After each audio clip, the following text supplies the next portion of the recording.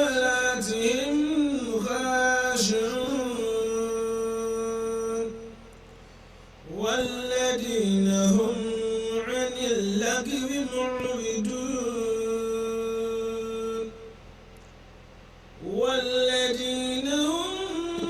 للزكاة فاعلون والذين هم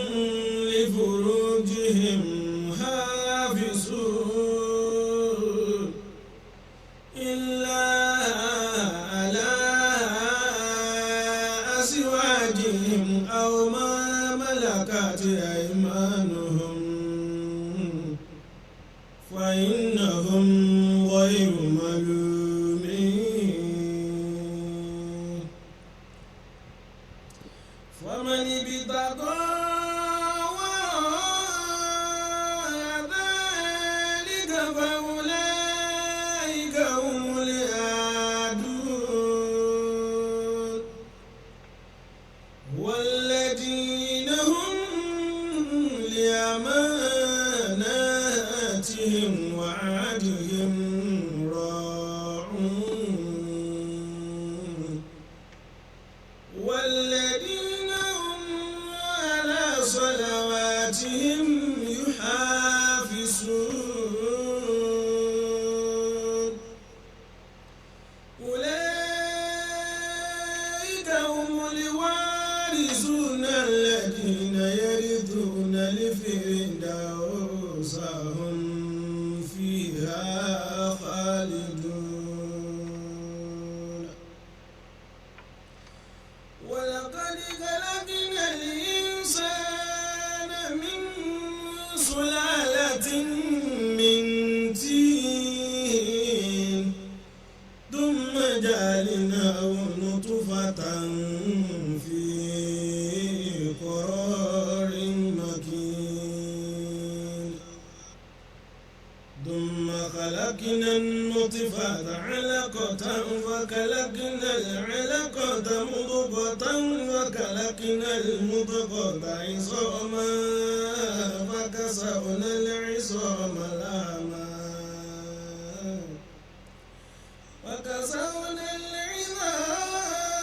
لحما ثم أنشأناه خلقا آخر فتبارك الله أحسن الخالقين ثم إنكم بعد ذلك لميتون ثم إنكم يوم القيامة تبعثون ثم إنكم يوم القيامة تبعثون ولقد خلقنا فوقكم سبع طرائق وما كنا عن الخلق غافلين وأنزلنا من السماء ماء بقدر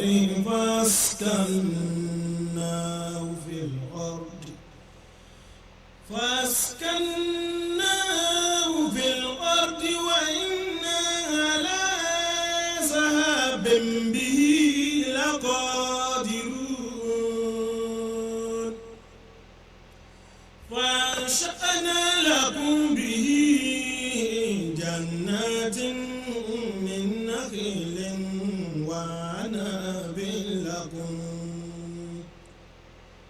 وعناب لكم فيها فواكه كثيرة ومنها تأكلون وشجرة تخرج من طور سيناء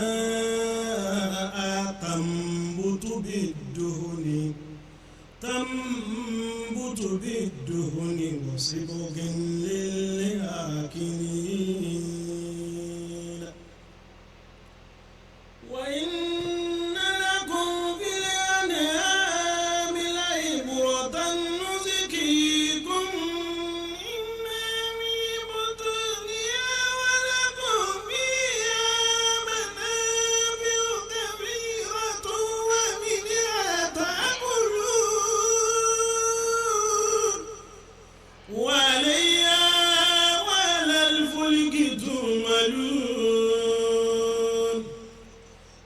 ولقد أرسلنا نوحا إلى قومه فقال يا قوم اعبدوا الله ما لكم من إله غيره أفلا تتقون فقال الملأ الذين كفروا من قومه ما هذا إلا بشر مثلكم يريد أن يتفضل عليكم ولو شاء الله لأنزل ملائكة ما سمعنا بهذا في آبائنا الأولين إن هو إلا رجل به جنة فتربصوا به حتى حين قال رب انصرني بما كذبوني وأوحينا إلي أن اصنع الفلك بأعيننا ووحينا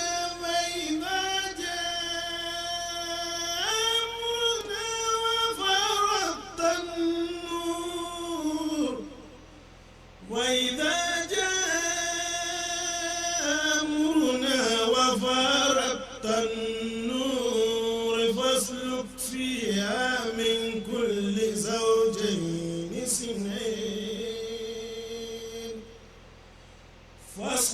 فيها من كل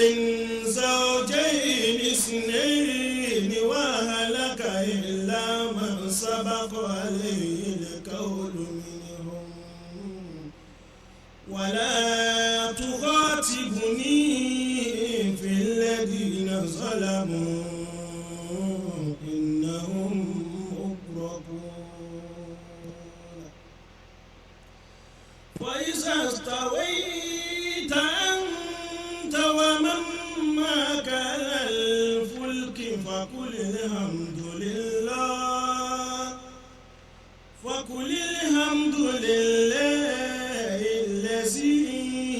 نجانا من القوم الظالمين وقل رب أنزلني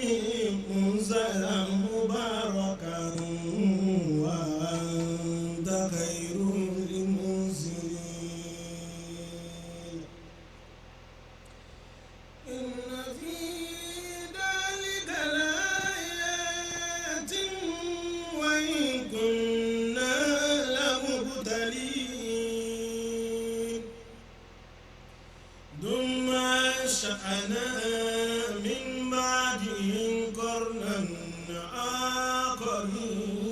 آخرين فأرسلنا فيهم رسولا منهم أن اعبدوا الله ما لكم من إله غيره أفلا تتقون وقال الملأ من قومه الذين كفروا وكذبوا بلقاء الآخرة واعترفناهم في الحياة الدنيا ما هذا إلا بشر مثلكم ما هذا إلا بشر مثلكم يأكل مما تأكلون منه ويشرب مما تشربون ولئن أطعتم بشرا مثلكم إنكم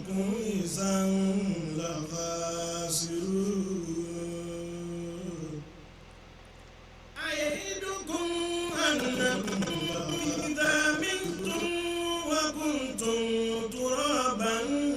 وعظاما أنكم مخرجون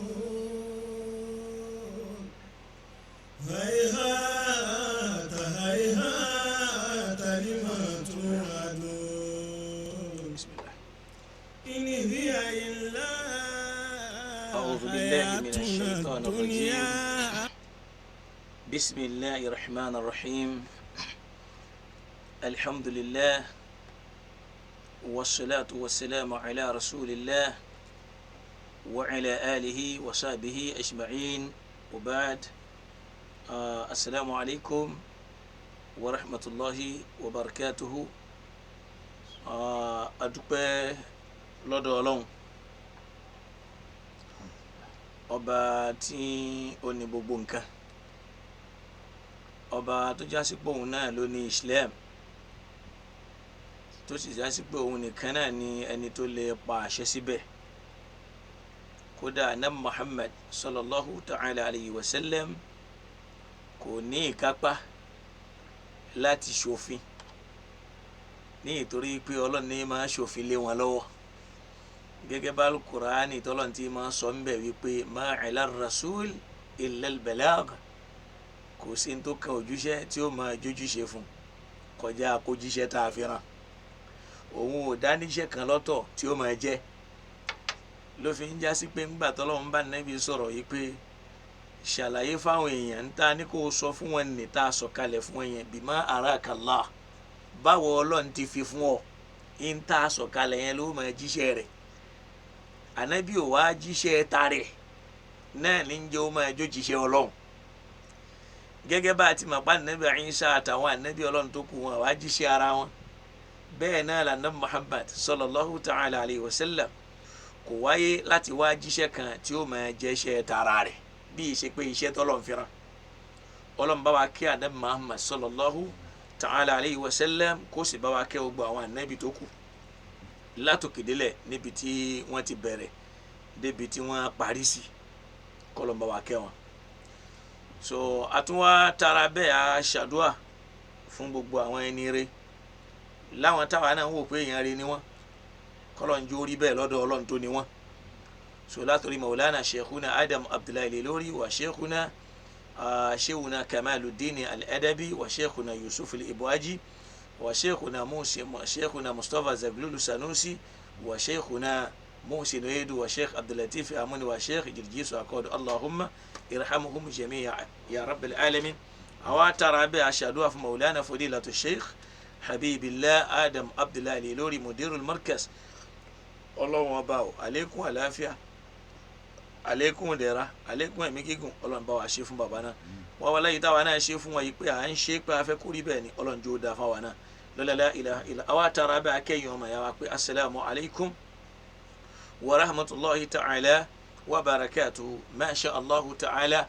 Ẹ rí i pé àkọlé ọ̀rọ̀ wa tí abúwá yìí, àwa ṣàdúrà fáwọn tí wọ́n jẹ́ al-hujjaj tí wọ́n wà ní hajj lọ́wọ́. Olúwa Ọlọ́run dákun bá wa mójútó wọn, kó bá wa fi ṣọ́ rẹ̀ ṣọ́ wọn, kó sì bá wa jẹ́ kí wọ́n rí àṣepé iṣẹ́ ṣe, kó sì bá wa tẹ́wọ́ gbà, kó sì yọ́nú sí, kó wá bá wa dá wọn padà nírọ̀rùn pẹ̀lú dẹ̀ra. La ilaha illa. Àwọn tí wọ́n súnmọ́ wa nù wọn àtàwọn tí wọ́n jìnnà sí wa Ọlọ́run bá wa ṣàlékún dáadáa fún wọn. Bi akil hayyil qayyum alladhi la ta'khudhuhu sinatun wala nawm. A rí i pé kí làkọ́lé ọ̀rọ̀ wa yìí, òun náà ni wípé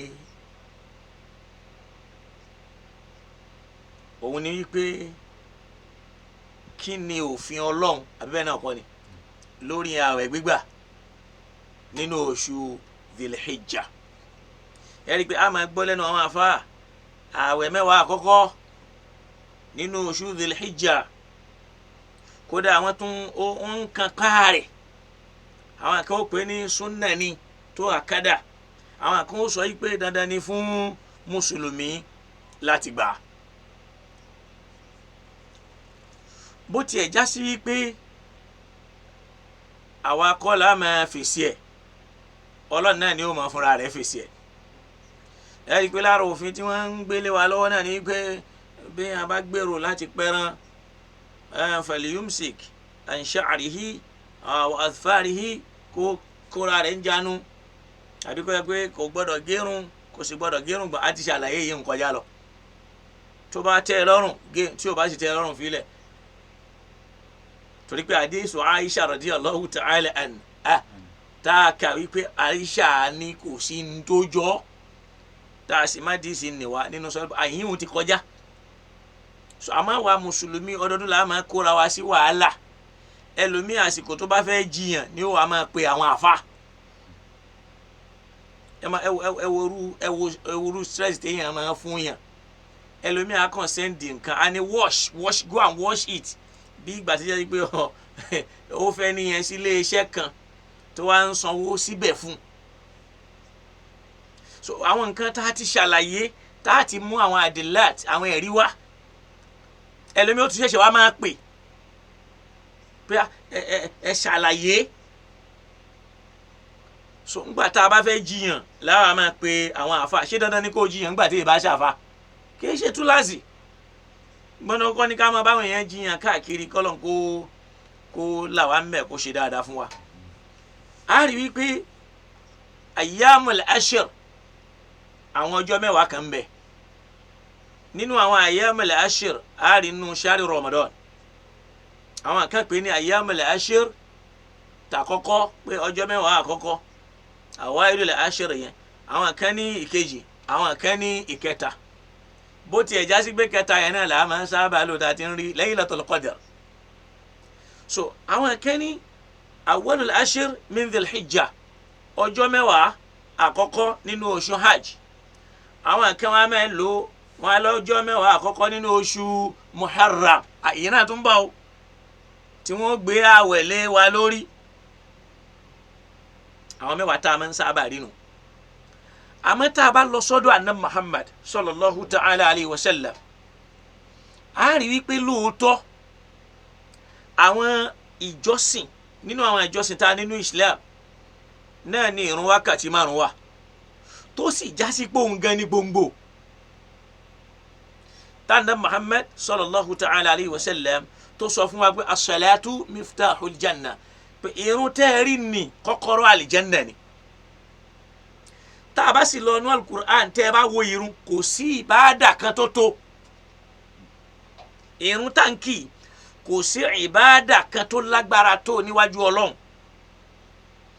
l'alukur'an lẹ́bi tá a bá ń sọ̀rọ̀ t'alukur'an tọ́lọ́n bá ń sọ̀rọ̀ pàápàá tá a bá ka suratul Baqara níbẹ̀rẹ̀ àyà níbi ó ti ń sọ pé alif lam mim àwọn huruful muqatta'a tá a lè sọ pé alifu ni ó dúró fún maqama Allah pé Allahul ma'bud Ọlọ́run tá a máa sìn tá a máa wò pé láàmú ni ó Allahu al-latifu ala kulli ibadihi tó ń ṣe dédé arrahman arrahim aláàánú fún gbogbo ẹrú ẹ̀ tó fi jẹ́ Allahu al-latifu bi ibadihi láàmú ni ó lè máa dúró fún al-lutfu àánú Ọlọ́run tí ó máa jẹ́ pé al-mulik malikuni maliki dunya wal akhirah tamarinu iyyaka maliki yawmiddin ara fi mẹ́tẹ̀ẹ̀ta yẹn abanu suratul Fatiha tá bá sọ pé bismillah Allah arrahman arrahim al-latif fi dunya wal akhirah mulku maliki yawmiddin mẹ́tẹ̀ẹ̀ta yẹn Ọlọ́run ti sọmárì ẹnu Fatiha tá máa fi mọ̀ pé Allahul ma'bud Ọlọ́run tá máa sìn láàmùnì alẹ́tífù alẹ́tí yar'am ibadahu fi dunya wal akhirah wa yaktasu bi rahmatihi man yasha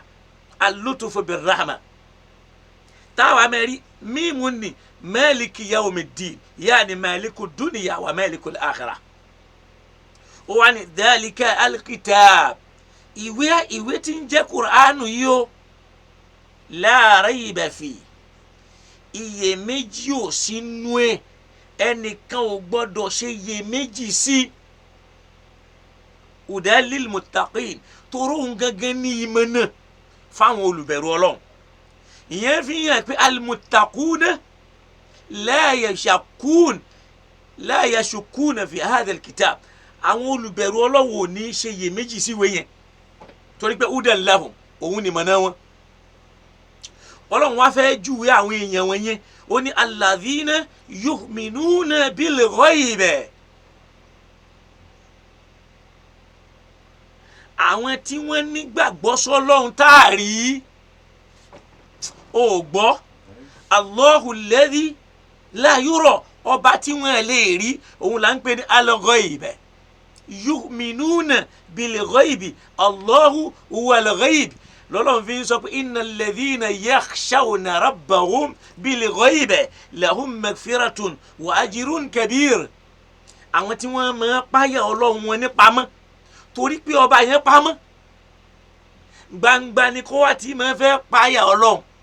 ní ó fi máa ní alimul ghaybi wa shahada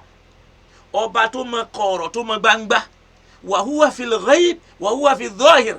ní ó máa ròyìn ara pé huwal awwal wal akhir wal zahir wal batin batin huwal ghayb yu'minuna bil ghayb àwọn tí wọ́n nígbàgbọ́ sọ́ba táàrí ọlọ́run táàkiri huwal ghayb gbogbo nǹkan tó kù ó rí i pé ọ̀pọ̀ wọn láàmẹ́rin tó jọ wala lillahil mithal kò sápèjúwe fọlọ́n tó o bá ń sọ̀rọ̀ janna àmẹ́rí mithalu li janna fi dunya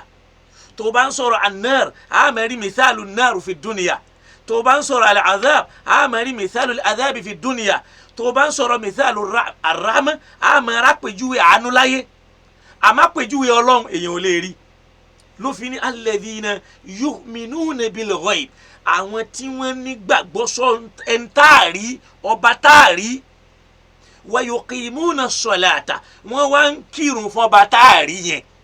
yuqimuna lahu salat wọ́n ń kí òun ni wọ́n ń sìn wa mimma razaqnahum yunfikun àwọn tá a wá wí nínú tá a fún wọn nínú jẹ́ẹ̀mú nínú àrísìkí nínú àti lílò àwọn náà ń ná láti fi ṣètò ọlọ́run láti fi ṣàánú láti fi jẹ́ káyé lè dẹrùn fáwọn ẹlòmíì ó tún wá tẹ̀síwájú ó ní walladhina àwọn màràhálà kan nìyẹn ó ní walladhina yu'minuna bima unzila ilayk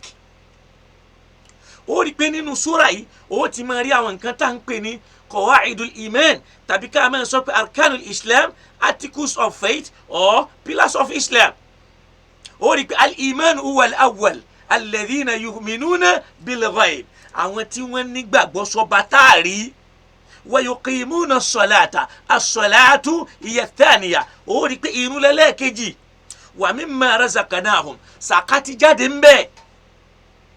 walladhina yu'minuna bima unzila ilayk àwọn tí wọ́n nígbàgbọ́ sal-Qur'an tí wọ́n sọ̀kalẹ̀ fún wa Muhammad al-imanu bil-kutub al-imanu bil-kitab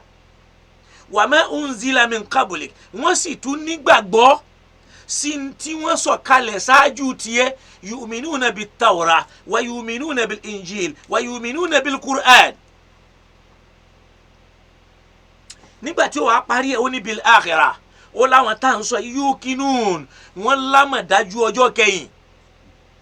ẹ̀rù àmọ́ bá wọn yuqinuna bil-akhirah wọ́n nígbàgbọ́ bọ́jọ́ kan ń bẹ ọjọ́ kẹyìn ni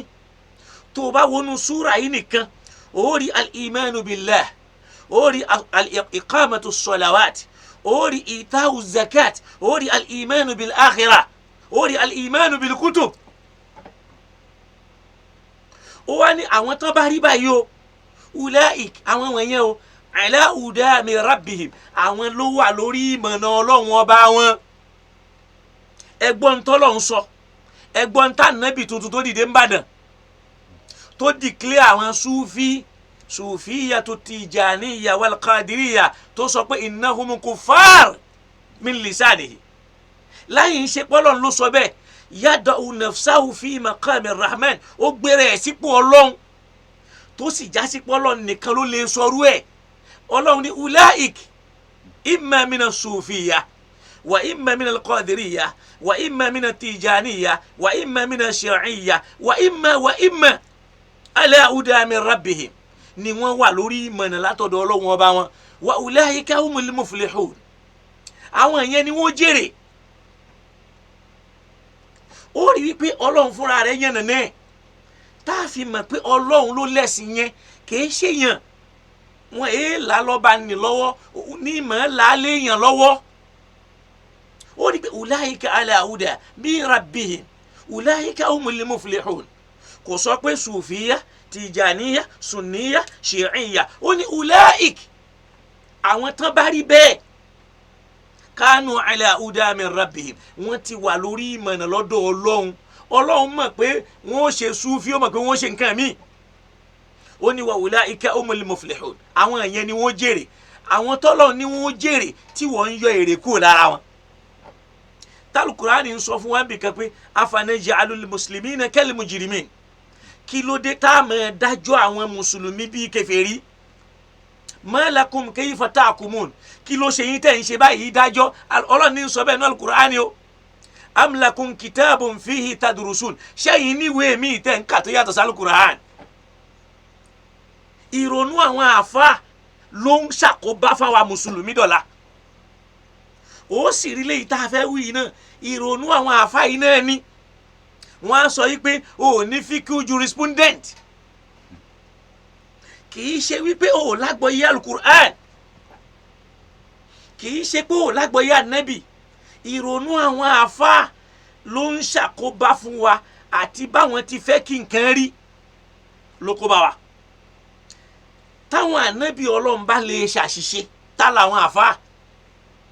tí wọ́n lè ṣe tọ́lọ́run bá ń tún àwọn anabi rẹ̀ ṣe tó ń pe àwọn anabi rẹ̀ ṣàkíyèsí níbi ìṣẹ̀mí àti ìgbésí ayé ó wá rí wípé irun lọ́lọ́run pàtàkì jù ní gbogbo bàdà nígbà tí ó sọ̀rọ̀ nínú suratul mu'minun ó rí pé ó ní qad aflaha al mu'minun ó láwọn tí wọ́n gbàgbọ́ qad aflaha wọ́n ti wọnú èrè ń jẹ́ ó wá ń kà á lọ ó ní alladhina hum fi salatihim khashi'un àwọn tí wọ́n já sí pé nínú ìrun wọn khashi'un wọ́n ń páyà ọlọ́run ìyẹn ni wípé tí wọ́n bá ń kírun wọ́n ń kí pẹ̀lú ìpáyà ọlọ́run wọ́n èé kí ní kí eré wọ́n èé sì kí ní kí àwàdà nígbà tó o gbọ́n ló ó ní alladhina hum fi salatihim khashi'un kò dárúkọ àwẹ̀ níbẹ̀ yẹn ó wá ń tẹ̀síwájú ó ní walladhina hum 'anil laghwi mu'ridun àwọn tí wọ́n já sí wípé ní 'anil laghwi àwọn tá a sọ yìí 'anil laghwi tí wọ́n bá ń gbọ́rọ̀ tí ò jọ tọlọ́hun tí wọ́n ń gbọ́rọ̀ kọ́rọ̀ wọ́n ń gbọ́rọ̀ burúkú mu'ridun wọ́n kú ọmọ ẹ̀ lẹ́ni àwọn mùsùlùmí wọn tẹ̀ bá síbẹ̀ ni èyí tó tiẹ̀ wá bà mí nínú jẹ́ níbi tá a bá sún náà dé à ń háàkì àkáǹtì àwọn èèyàn à ń gbé àwọn sexual post síbẹ̀ nítorí àti fi bà ẹni yẹn jẹ́ àwa gbàgbé pé ọlọ́run bọ̀ wá dájọ́ wa lálìkí àmọ́ báwa la gbé síbẹ̀ káyé máa wò ó in the name of sunnah. Can you imagine engineer àwọn èèyàn háàkì àkáǹtì ẹnìkan nítorí wípé wọn fẹ́ràn ọ̀rọ̀ tí ń sọ àwọn tí wọ́n ń balẹ̀ jẹ́ tí wọ́n ń dalérú tí wọ́n ń túlé ká tí wọ́n ń dàgbéyàwó rú tí wọ́n bá orí tí wọ́n gbé ìṣekúṣe háàkì àkáǹtì àwọn yẹn àwọn tí wọ́n tiẹ̀ ń gbà pé ọlọ́run lọ́ba àwọn táwọn náà ń rí kan sọ háàkì àkáǹtì wọn wá ń ṣó bọ́kùnrin tí ń súnmọ́bìnrin ìhòòhò ẹgbẹ́ síbẹ̀ wá gbàgbé pẹ́yìn rojọ́ ń tẹ́ ẹ ṣe yẹn lọ́dọ̀ ọba tó ní yín pé ẹ̀ ń promote ìbàjẹ́ tó bá padà yá wà lálùkùránì sọ fún wa wípé ta'awanu 'ala al-birri wat-taqwa ẹ ṣèkún lọ́wọ́ fúnra yín 'ala al-birri lórí ìmọ̀ tẹ̀lé àṣẹ ọlọ́run lórí ìmọ̀ rí dáadáa ṣe wat-taqwa àti láti sáfẹ́ṣẹ̀ àti láti dúró tàṣẹ ọlọ́run wala ta'awanu ẹ má kúnra yín lọ́wọ́ 'ala al-ithmi wal-'udwan lórí ìdá ẹ̀ṣẹ̀ kalẹ̀ àti ìdá ọ̀tá kalẹ̀ àyà yẹn a kò fi ibì kan ṣiṣẹ́ nú ayé àwa mùsùlùmí a máa fẹ̀ tẹ́lẹ̀ a máa pálapàlapà ẹ̀yẹn wà náà bíi tuntun tó wà ń bàdàn nì tó ń dájọ́ kèfèrí bíi pọ́lọ́ ń ṣẹ̀ṣẹ̀ gbé dìde tánàbí sallallahu alayhi wa sallam sọ fún wa pé man salla salatana ẹnikẹ́ni tó bá ń kírun wa yìí irun tiwa tọ́lọ̀ ń fi rán mi yìí wastakbala qiblatana tó sì ń kọjú sí kíbla tá a ti jọ ń kì í wa akala dhabihatana tó sì ń jẹ ẹran léyà tá ń pa yìí ànábì ní mùsùlùmí ni ànábì Ìbàdàn ni wọ́n yé ṣe mùsùlùmí torí pé wọ́n jọ ń súfí torí pé wọ́n jẹ́ tìjàníyà torí pé wọ́n jẹ́ kọ̀dìríyà òun sì ó ń takò ànábì nínú ọ̀rọ̀ ẹ̀. alukurani ní aflahal mu'minun, àwọn múmìnì ti jèrè, àwọn tó gbà fọ́lọ́hun. alladhina yu'minuna bil ghaib, tí wọ́n gbà fọ́ bátàrí, yuqimuna salata, tó ń kírun. èmi ẹ̀ ṣe ń súfì, mi ẹ̀ ṣe Tìjàníyà, mi ẹ̀ ṣe Kọ̀dìríyà, mùsùlùmí ni mi bíi ti Sheikh Adam rahimahullahu ta'ala. àwa ti kà yẹn tá a ti ń sọ tipẹ́tipẹ́. ó ní alladhina hum fi salatihim khashu, àwọn tó ń pa irun ló ń gbé síwájú. walladhina hum anil laghwi mu'ridun, àwọn tí wọ́n máa gbé tí wọ́n kú ò níbi ọ̀rọ̀ tí ó dá, níbi ìsọkúsọ, láwọn nǹkan tí ó yẹ kí mùsùlùmí gbọ́, yẹn pé wọ́n ń sọ etí wọn. ó ní walladhina hum lizakati fa'ilun, àwọn tí wọ́n sọ sàkádìṣẹ́ ká tọrẹ àánú iṣẹ́ wọn ni. tó o bá sì wo àdìsù àná Muhammad sallam kan, ànábì ijó yé wa wípé ńgbà tí wọ́n bi léèrè pé ayyal islami khairun, wọ́n ní islam wo ló dáa jù téèyàn máa ń ṣe. ó ní tut'imu ta'ama, an tut'ima ta'ama, òun ni kó máa fún àwọn èèyàn lóúnjẹ. nísìnyí tó o bá dé Mẹ́kà, oúnjẹ làwọn èèyàn máa fún yàn jù, ààwẹ̀ náà yàn fún wa Nàìjíríà. mi rò pé o gbọ́, tó o bá lọ sí Mẹ́kà nísìnyí, oúnjẹ ni wọ́n máa fún yàn jù nínú oṣù yìí. àmọ́ lọ́dọ̀ àwọn Nàìjíríà, ààwẹ̀ ni wọ́n ń yàn fáwọn tẹ́bi ń pa, bí ìgbà tá a láwọn tí wọ́n ní táwọn náà lè máa ṣerú ẹ̀.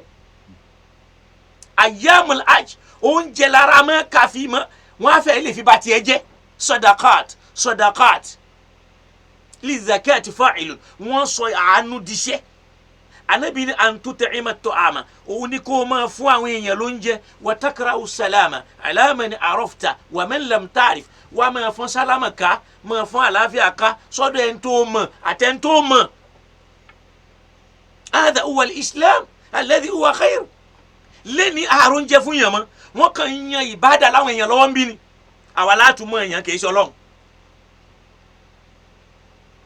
ó wá ní walladhina hum li furujihim hafidhun, àwọn tí wọ́n ń ṣọ́ abẹ́ wọn. ihun tí mo ṣàfẹ́ lò ń bẹ̀ ni pé Ọlọ́run sọ ọ́ lọ títí, ó ní ulaika humul warithuna al-firdaus, ó láwọn eléyìí ní ó jogún àlìjánnà.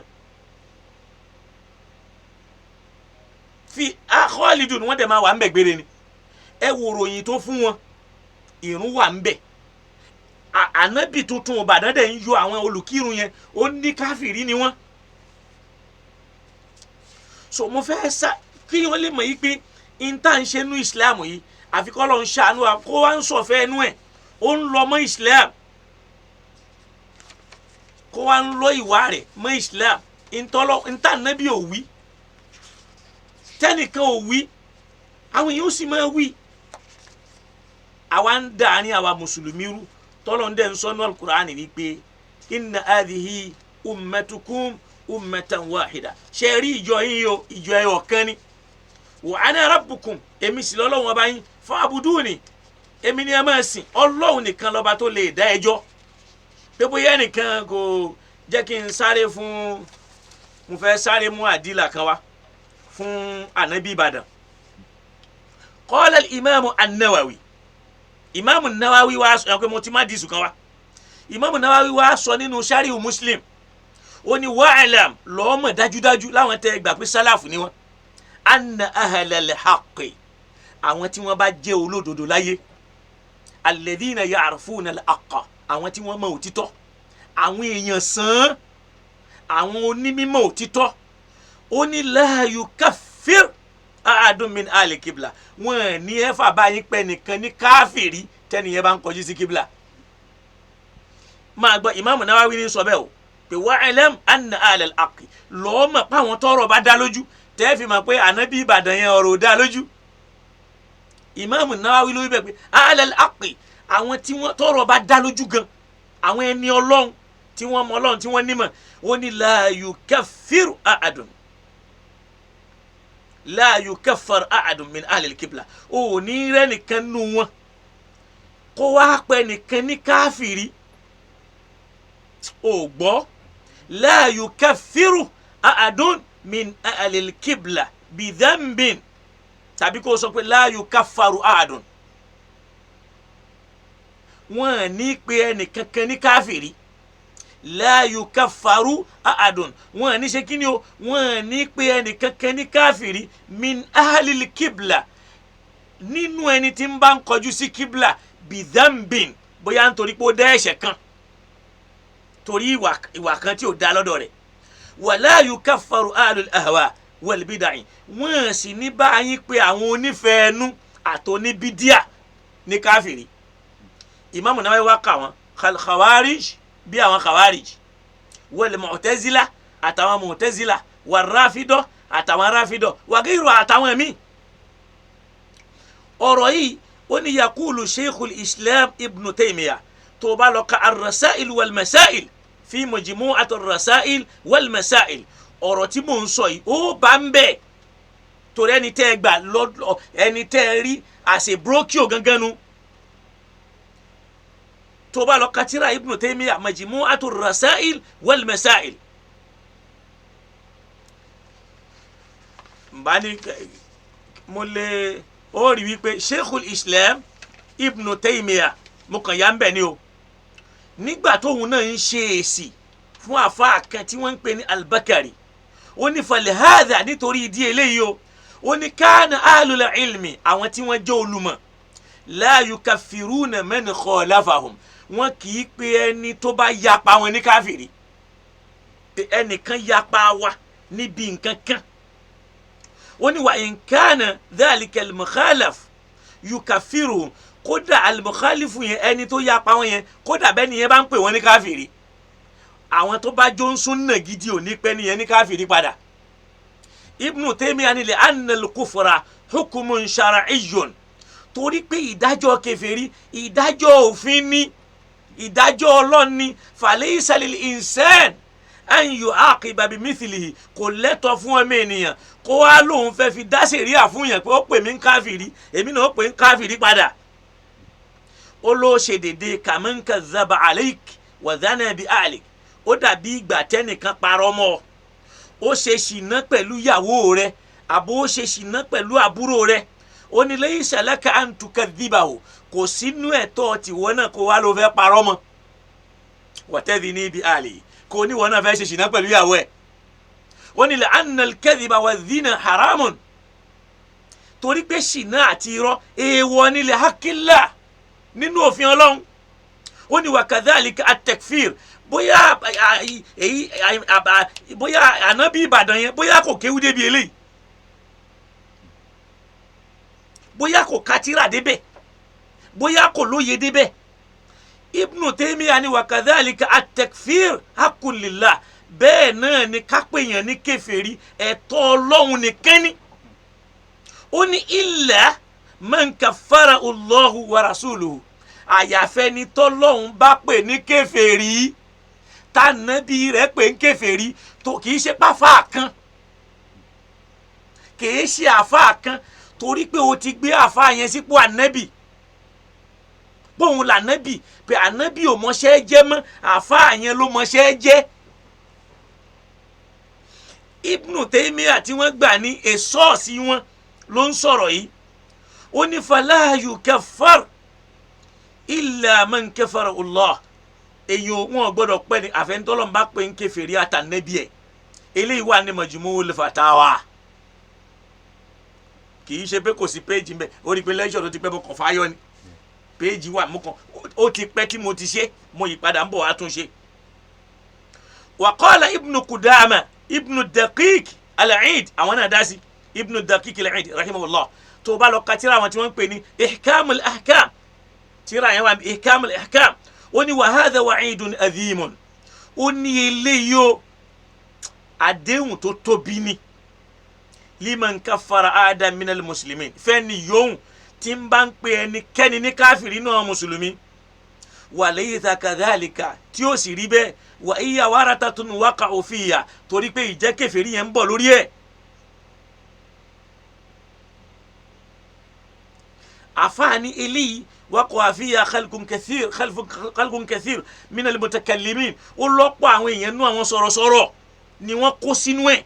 ni wọ́n kó sínú irú àṣìṣe yìí ká máa sọ̀sọ́kúsọ ká máa pa àwọn olùkírun káfìrí ó ní wa minal mansubina ila sunna ó ní kódà àwọn tí wọ́n ń ṣàfitì sunna sọ́dọ̀ ara wọn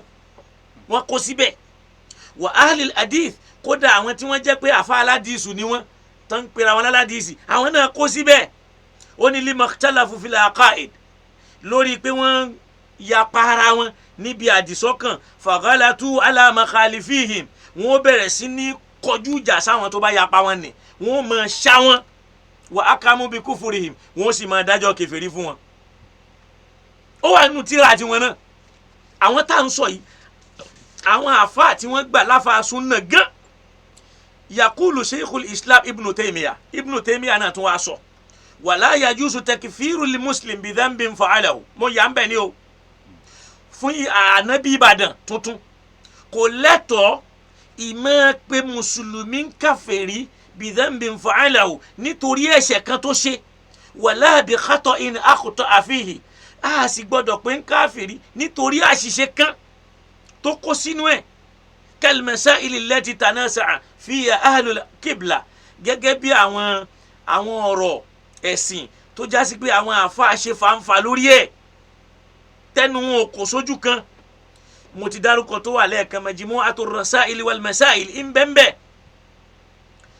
bẹ́ẹ̀ làwọn àáfàá míì náà sọ qala al-hali sahibul mukhtasar fi kitabil muntaqa àwọn náà sọ wọn ni abi hanifa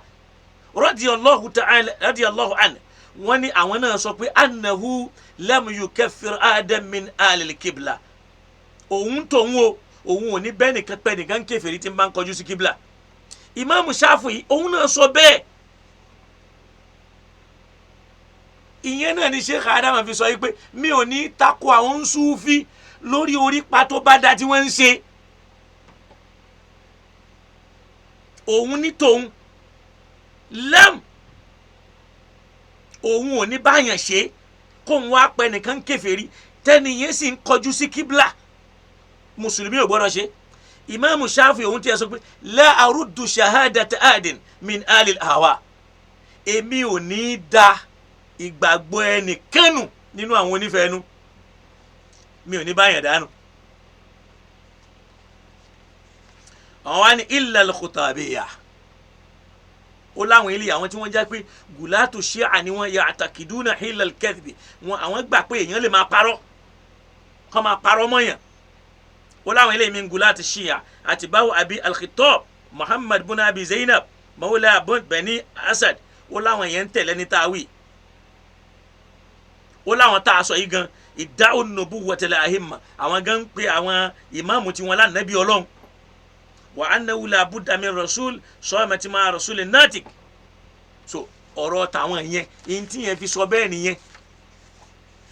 so yẹn fi hàn yí pé Ọlọ́run kò ṣíjú àánú wò wá ká padà síbi tá a ti ń bọ̀ as-salat wa rasul ibada irun kíkí ló lórí irun lẹ́nìkan fi lọ bá Ànábì Muhammad sallallahu ta'ala alayhi wa sallam ó ní ala alayya salatun ba'da al-farida ó ní ìjẹ́ irun kan ń bẹ tó jọ̀ràn yàn fún mi lẹ́yìn irun ọ̀ràn yàn tọ́lọ́ ń para àṣẹ fún wa ni tí ń jẹ́ wákàtí márùn táǹkì Ànábì ní la rárá kò sí mọ́ illa an tatawwa àfi tó o bá fẹ́ ṣe pẹ́pẹ́ fúrú o fẹ́ wá àlékún ó tún béèrè pé wa alayya sawm ìjà àwẹ̀ kan ń bẹ tó tún jọ̀ràn yàn fún mi lẹ́yìn tọrọ yàn tọ́lọ́ ń pè ní Ramadan Ànábì ní la kò sí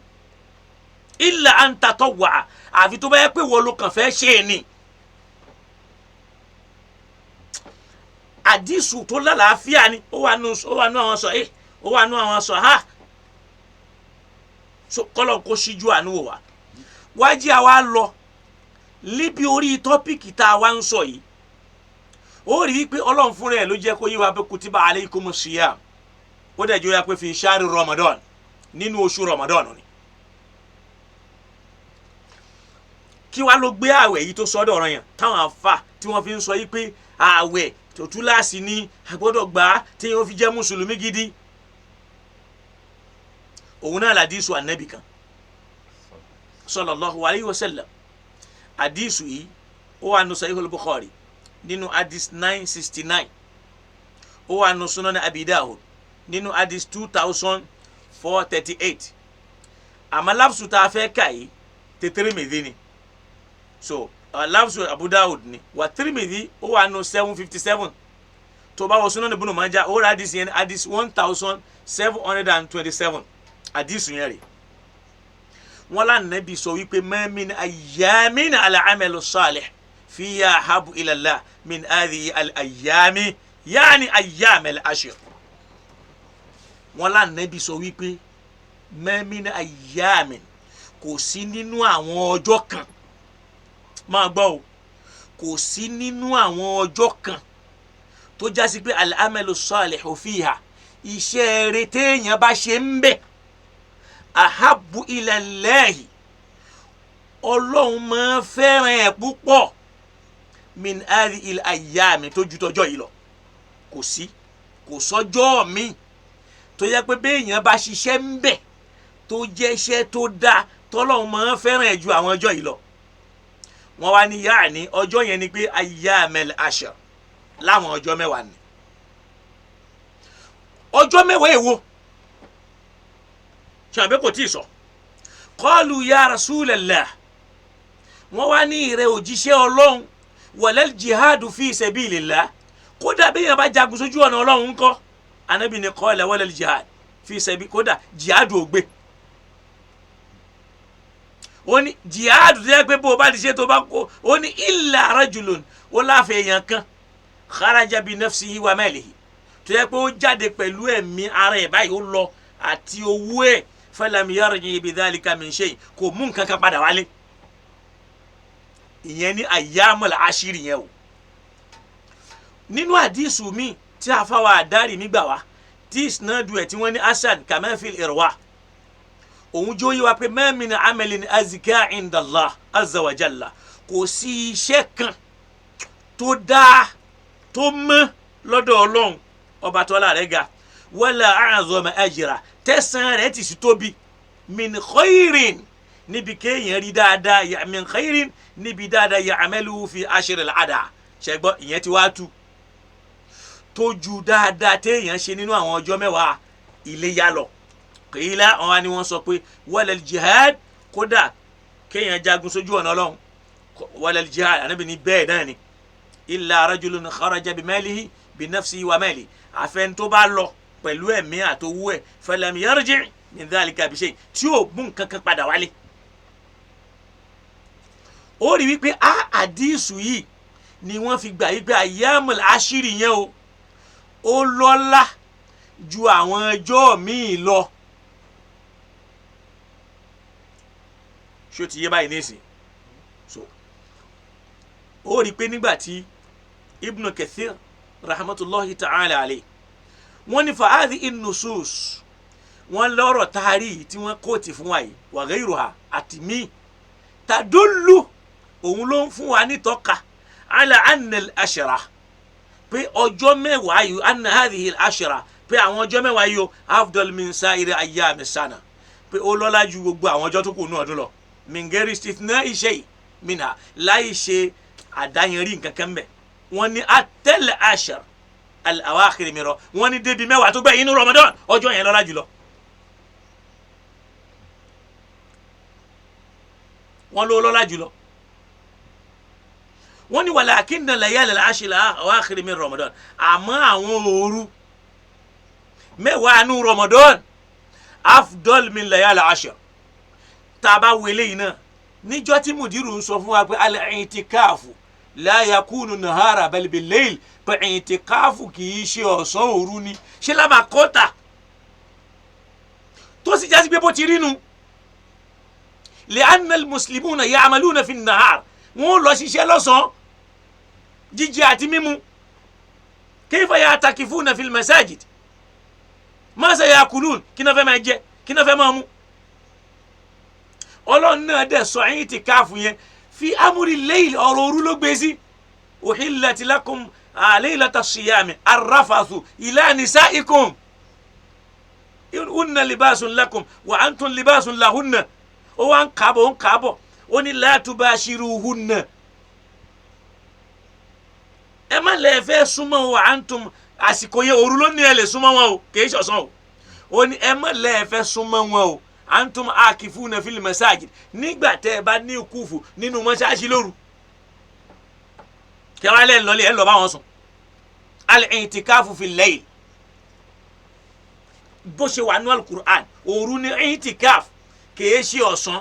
tó fi ń já sí wípé èèyàn tó lọ bí iṣẹ́ náà ó lè darí síbẹ̀ kó ṣe i'tikafu kílẹ̀ mọ́ kó tún kọrí síbi iṣẹ́.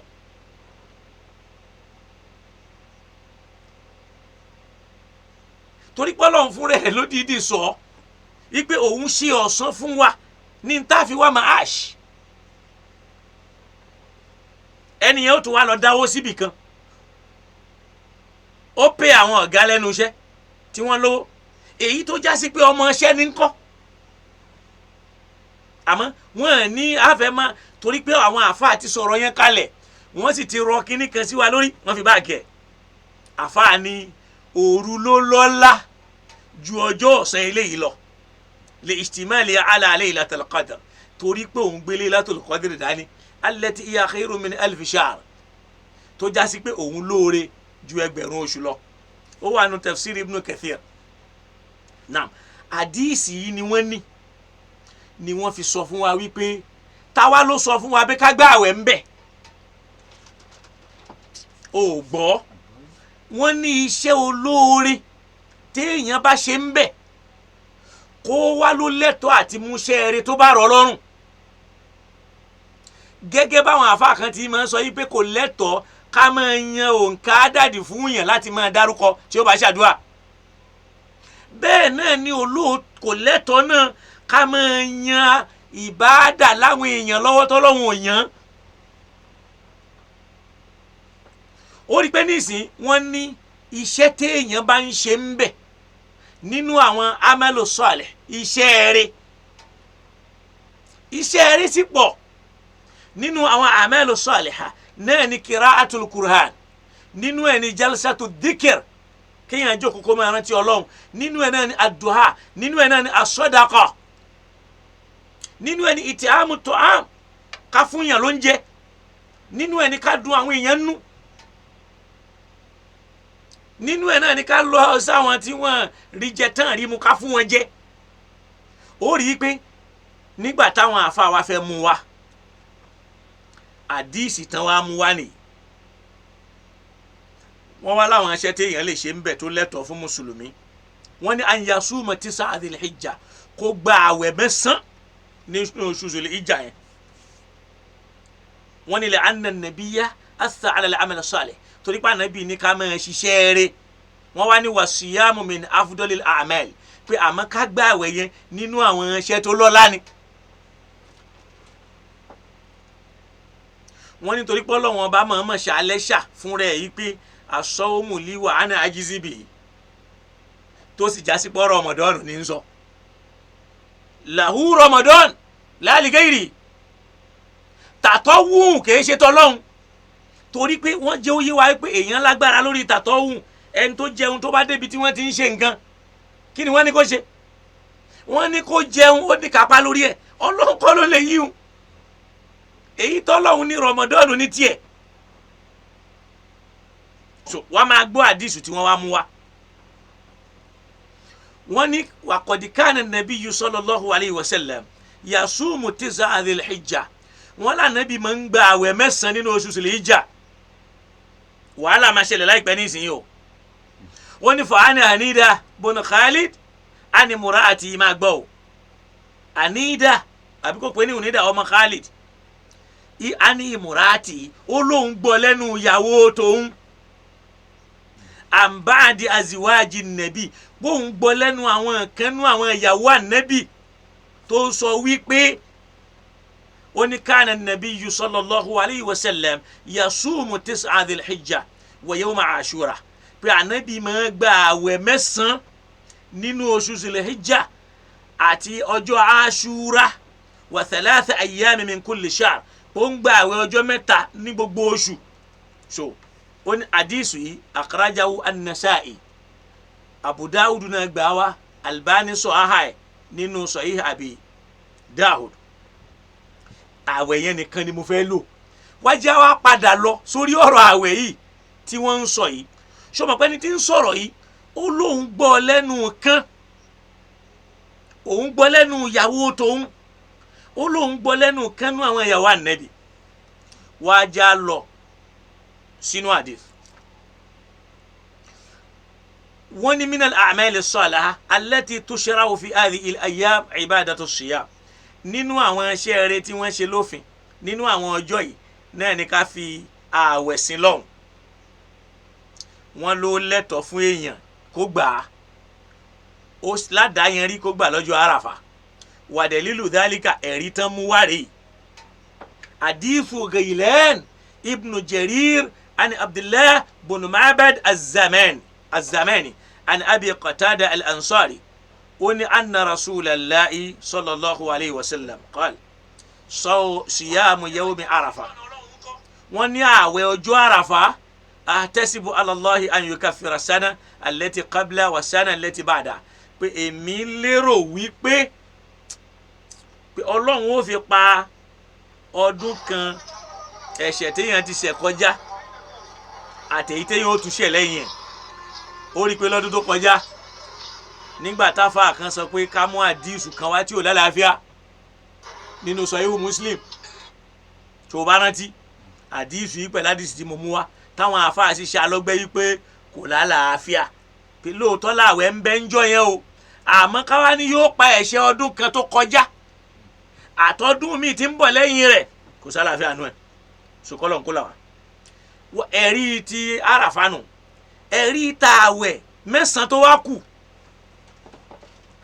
hadith Ibn Abbas radiyallahu ta'ala anhu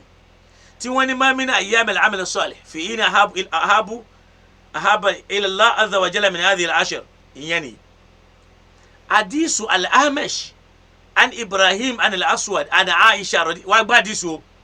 gbá dísù o wọ́n ti jẹ́ kó yé wa pé ànábì máa gba àwẹ̀ mẹ́sàn-án nínú oṣù hajj kò wá nígbà lọ́jọ́ kẹwàá tí ń jọjọ́ iléyá wá gbọ́ bí tí wà conflicts kọ́lẹ̀ ń pè conflicts máa ṣẹlẹ̀ báyìí nísìn nínú àdìsí ìjà máa bẹ̀rẹ̀ báyìí. ṣọmọ pé nísìn wọ́n gbà wípé wọ́n ládìsù kan àdìsù Ibn Abbas gbà bẹ́ẹ̀ pé nínú àwọn ẹjọ́ kò síṣẹ́ kan ọjọ́ kan tíṣe olóore tí ń bẹ ń bẹ tọ́lọ́run fẹ́ràn ju àwọn ọjọ́ mẹ́wàá yìí lọ wá gbọ́ nínú Sahihu Muslim tó bá lọ ka hadith 1176 min hadithi al-A'mash an Ibrahim an al-Aswad an Aisha radiyallahu ta'ala anha qalat wá gbọ́ níta Aisha sọ ó ní ma ra'aytu rasulallahi sallallahu alayhi wa sallam sa'iman fil ashri qattun radiyallahu ta'ala anha anabi ni ma ra'aytu rasulallah èmi ò rí òjíṣẹ́ Ọlọ́run rí sa'iman fil ashri qattun kó gbààwẹ̀ rí nínú ọjọ́ mẹ́wàá yẹn. engineer fi sahihi Aisha ẹni tó mọ anabi jùlọ tànàbí sọ fún wa níjọ́ tí wọ́n lọ bá tí wọ́n rán Fatima sí pé àwọn obìnrin tó kù ní o ti ń lò sí yàrá Aisha jù. níjọ́ náà anabi kẹ́yìn sí pé afala tuhibbina ma uhibbu ṣé wọn náà ní fẹ́ràn tí mo fẹ́ràn ni. ó wá ń sọ njọ́ náà pé ma unzilati alayya al-Qur'an illa wa ana fi ghurfati Aisha Qur'ani kì í máa sọ̀kalẹ̀ fún mi àfi tí ń bá wà ní yàrá rẹ̀. ẹ dákun bo ní wàá wájú.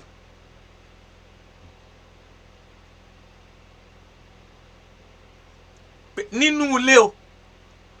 ma unzila alayya al-Qur'an Qur'ani kì í sọ̀kalẹ̀ wá bá mi illa wa ana fi ghurfati Aisha àfi tí ń bá wà nínú ghurfa Aisha. àdìsù tó lálàáfíà ni tí ò bò sẹ́ni kankan. Aisha yìí ni wọ́n sọ fún wa yìí pé ma ra'aytu rasulallahi sallallahu alayhi wa sallam sa'iman fil ashri qattun mi ò rà nàbì rí mi ò rí rí kó gbààwẹ̀ nínú àwọn ọjọ́ mẹ́wàá yẹn.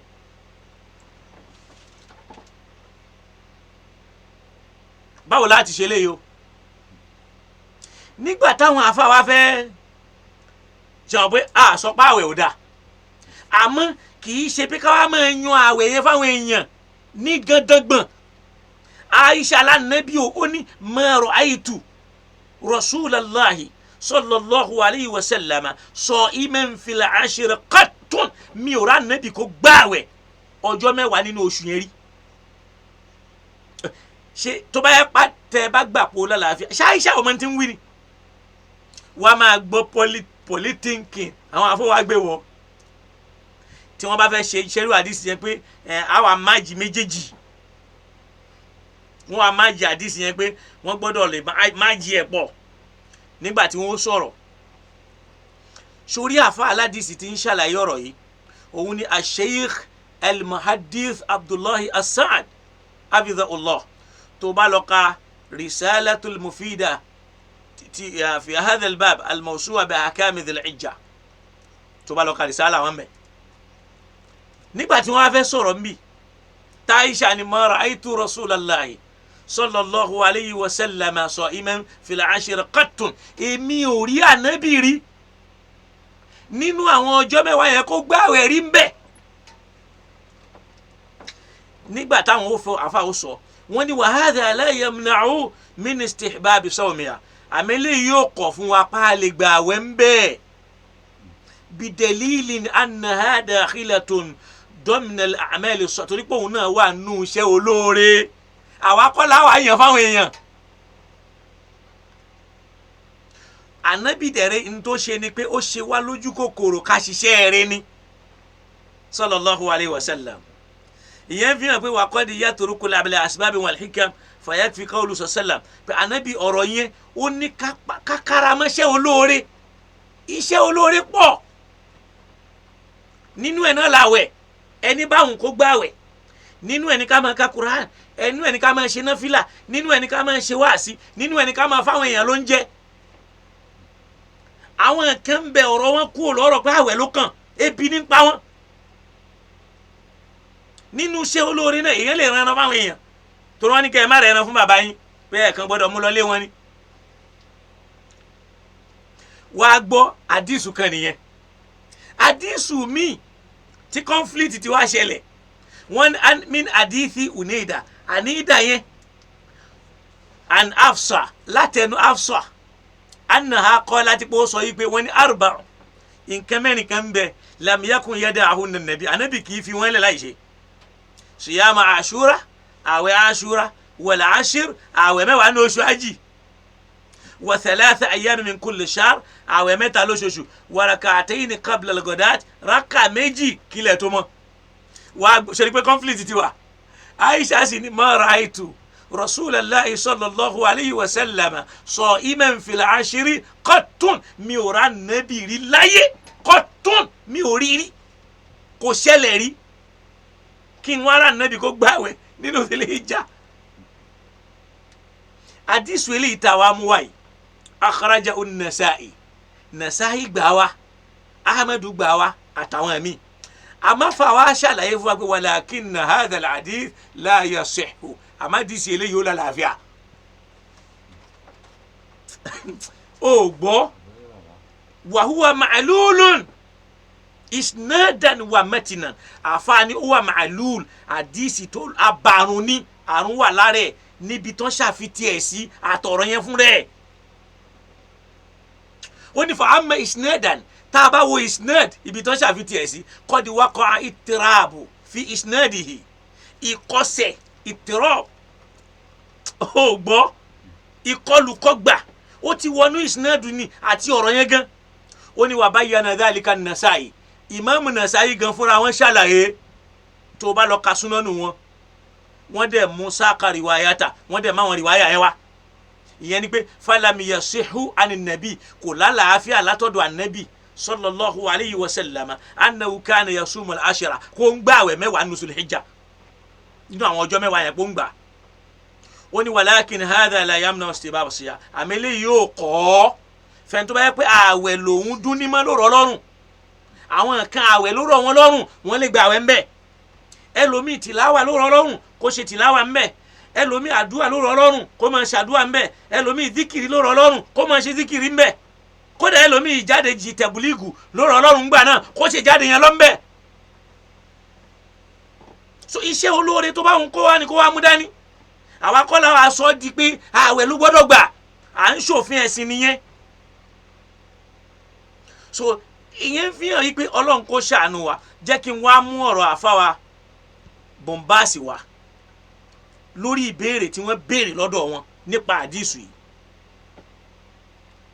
wọ́n bi wọ́n léèrè so tó fi já sí pé àwọn náà dẹ̀ jẹ́ kó yé wa wípé tá a bá ní káwọ́ lóòótọ́ o àdìsù yẹn ò lálàáfíà wọ́n bi àwọn náà léèrè ìbéèrè yìí samaatu Sheikh Abdulaziz bun Abdullahi bun Baz rahimahullah wọ́n bi wọ́n léèrè ọ̀rọ̀ yìí wọ́n ní rawa Nasa'i fi sunanihi Imamu Nasa'i gbà wá nínú sunanu wọn ani ummil mu'minina Hafsa radiyallahu anha látọ̀dọ̀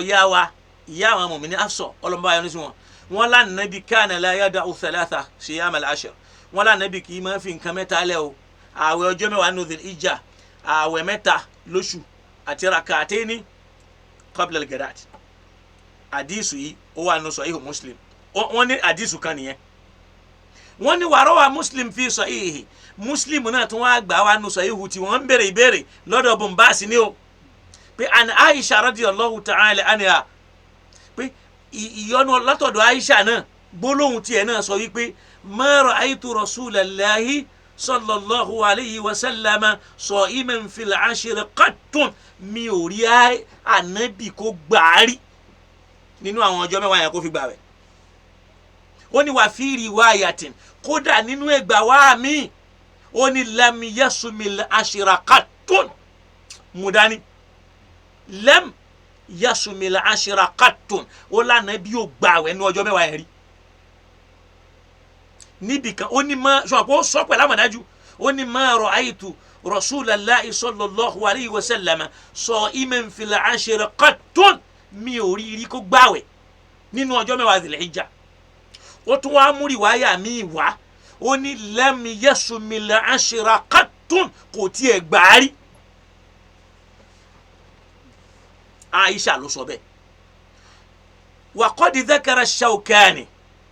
wọ́n wá ní Imamu Shawkani wá dá sọ̀rọ̀ yìí tá a bá lọ ka tírà wọn tí wọ́n ń pè ní Nailul Awtar òun náà lélẹ́yìí Nailul Awtar rẹ̀ ṣé ó yọ mẹ́ tọ̀rẹ́ lómi eré ló máa ń rò pa ń ṣe ìṣó ni wọ́n kàn ń gúgù Imamu Shawkani sọ nínú volume 4 tí mo mú jáde yìí gangan ni wọ́n ti sọ ó hàn náà nínú Nailul Awtar yẹn Imamu Shawkani wá sọ ń bẹ̀ wípé ó ní qawlu ba'dil ulama fil jam'i bayna al-hadithayn ó lọ́rọ̀ táwọn àfa kan sọ pé ká máa jí àdìsí méjèèjì yẹn pọ̀ gẹ́gẹ́ bí ìṣesí àwọn àfa aládìsí wọn máa jí àdìsí pọ̀ lọ́dọ̀ ara wọn wọn á dẹ̀ sọ́dọ̀fin bí wọ́n ti máa jí Kùránì àti àdìsí tó takora wọn tí wọ́n sọ́dọ̀fin ó ní àdìsí Hafsani wà àdìsí Aisha yẹn ó láwọn àfa kan sọ wípé bayna al-hadithayn ká gbé wọn síra wọn Imamu Shawkani illa anna al-jam'a ghayru maqna ó ní ó kàn já sí pé ìpapọ̀ yẹ ò lè lọ wọ́n wá ń bi Ibn Baz léèrè fala'alla lada samahatikum jam'an muqna'a bayna al-hadithayn bóyá lọ́dọ̀ ti yín ṣáàdìsì méjì yẹn ṣáà lè so wọ́n pọ̀ kárọ́nà lọ́nbẹ̀ àwọn tí wọ́n ṣáájú àwọn nínú àwọn àfáà tí wọ́n jìdò Imamu Shawkani so ló fi ìyẹn Imamu Shawkani so ìyẹn làwọn ṣé ó lè lọ́dọ̀ọ́dọ̀ tí yín àbí báwo ńgbà táfà fẹ́ dáhùn Ibn Baz rahimahullahu ta'ala ó ní qad ta'ammaltu al-hadithayn èmi náà ronú sádìsì méjèèjì máa gbọ́ o Ibn Baz ní sọ̀rọ̀ o torí tí wọ́n bá wọlé náà ọ̀tá súnà ni innahu yuharibu súnà ó ń gbógun ti súnà ni alẹ́ ẹja sòdodo fáwọn èèyàn bó ti rí ìtàn pè ń súnà nìyẹn pé èèyàn wà lójú ọ̀nà ẹlòmíì àwẹ̀ rọ̀ lọ́rùn kódà Ramadan bàbá wa Fadilatu Musa èyí du ọlọ́mọ wa kẹ́ wọn tó bá di inú Ramadan tílẹ̀ ó fi ṣú tó bá ti dé dago mẹ́rin wọ́n kà báyìí ni wọ́n ní bá ẹnìkan sọ̀rọ̀ níbi tí ìnira àwẹ̀ máa mú wọn dé táwọn náà mẹ́ni tí ìbá ṣe pọ́ lọ́n pé lọ́rọ̀ yẹn ní kò lè rọrùn fáwọn àwọn kan bẹ bẹ́ẹ̀ tó yẹ pé Ramadan yẹn ò rọ̀ wọ́n lọ́rùn rárá àwa tún wá máa sọ fún wọn pé túláàsì ní kinní kan Ọlọ́run gan fi rúksọ̀ sáwọn kan ìbádà pọ̀ táwọn èèyàn lè ṣe ẹ̀sùn mọ́lọ́n lásìkò yìí nínú ẹ̀ náà ni kéèyàn náwó sí tọ́lọ́hún ẹni lówó lè rẹran fáwọn èèyàn fáwọn tí ò ní èèyàn lè máa fún àwọn èèyàn ló ń jẹ nínú ọjọ́ yìí ṣé wàá sí yẹn ò sí ni pé ẹ bọ́ àwọn èèyàn ṣé kò pẹ̀lú iṣẹ́ olóore iṣẹ́ olóore lòun náà ẹ fi kún náfìlà yín ẹ fi kún ìrun yín iṣẹ́ olóore làwọn èèyàn náà ẹ fi kún tọrẹ àánú yín so ìyẹn náà làwọn kan rí náà fi ń ráwọn èèyàn ní hajj lóṣù yìí torí pé minal amal salih nínú iṣẹ́ olóore ni tí ládàá rẹ̀ ti pọ̀ bó tiẹ̀ já sí báwọn tí wọ́n rán àpà ló pọ̀ jù ẹ wò wọ́n àtàwọn míì taarò páfà taarò pé làákàyè wọn gbé majority ayé wọn ti báyé lọ kódà àfáà gan ló tún worst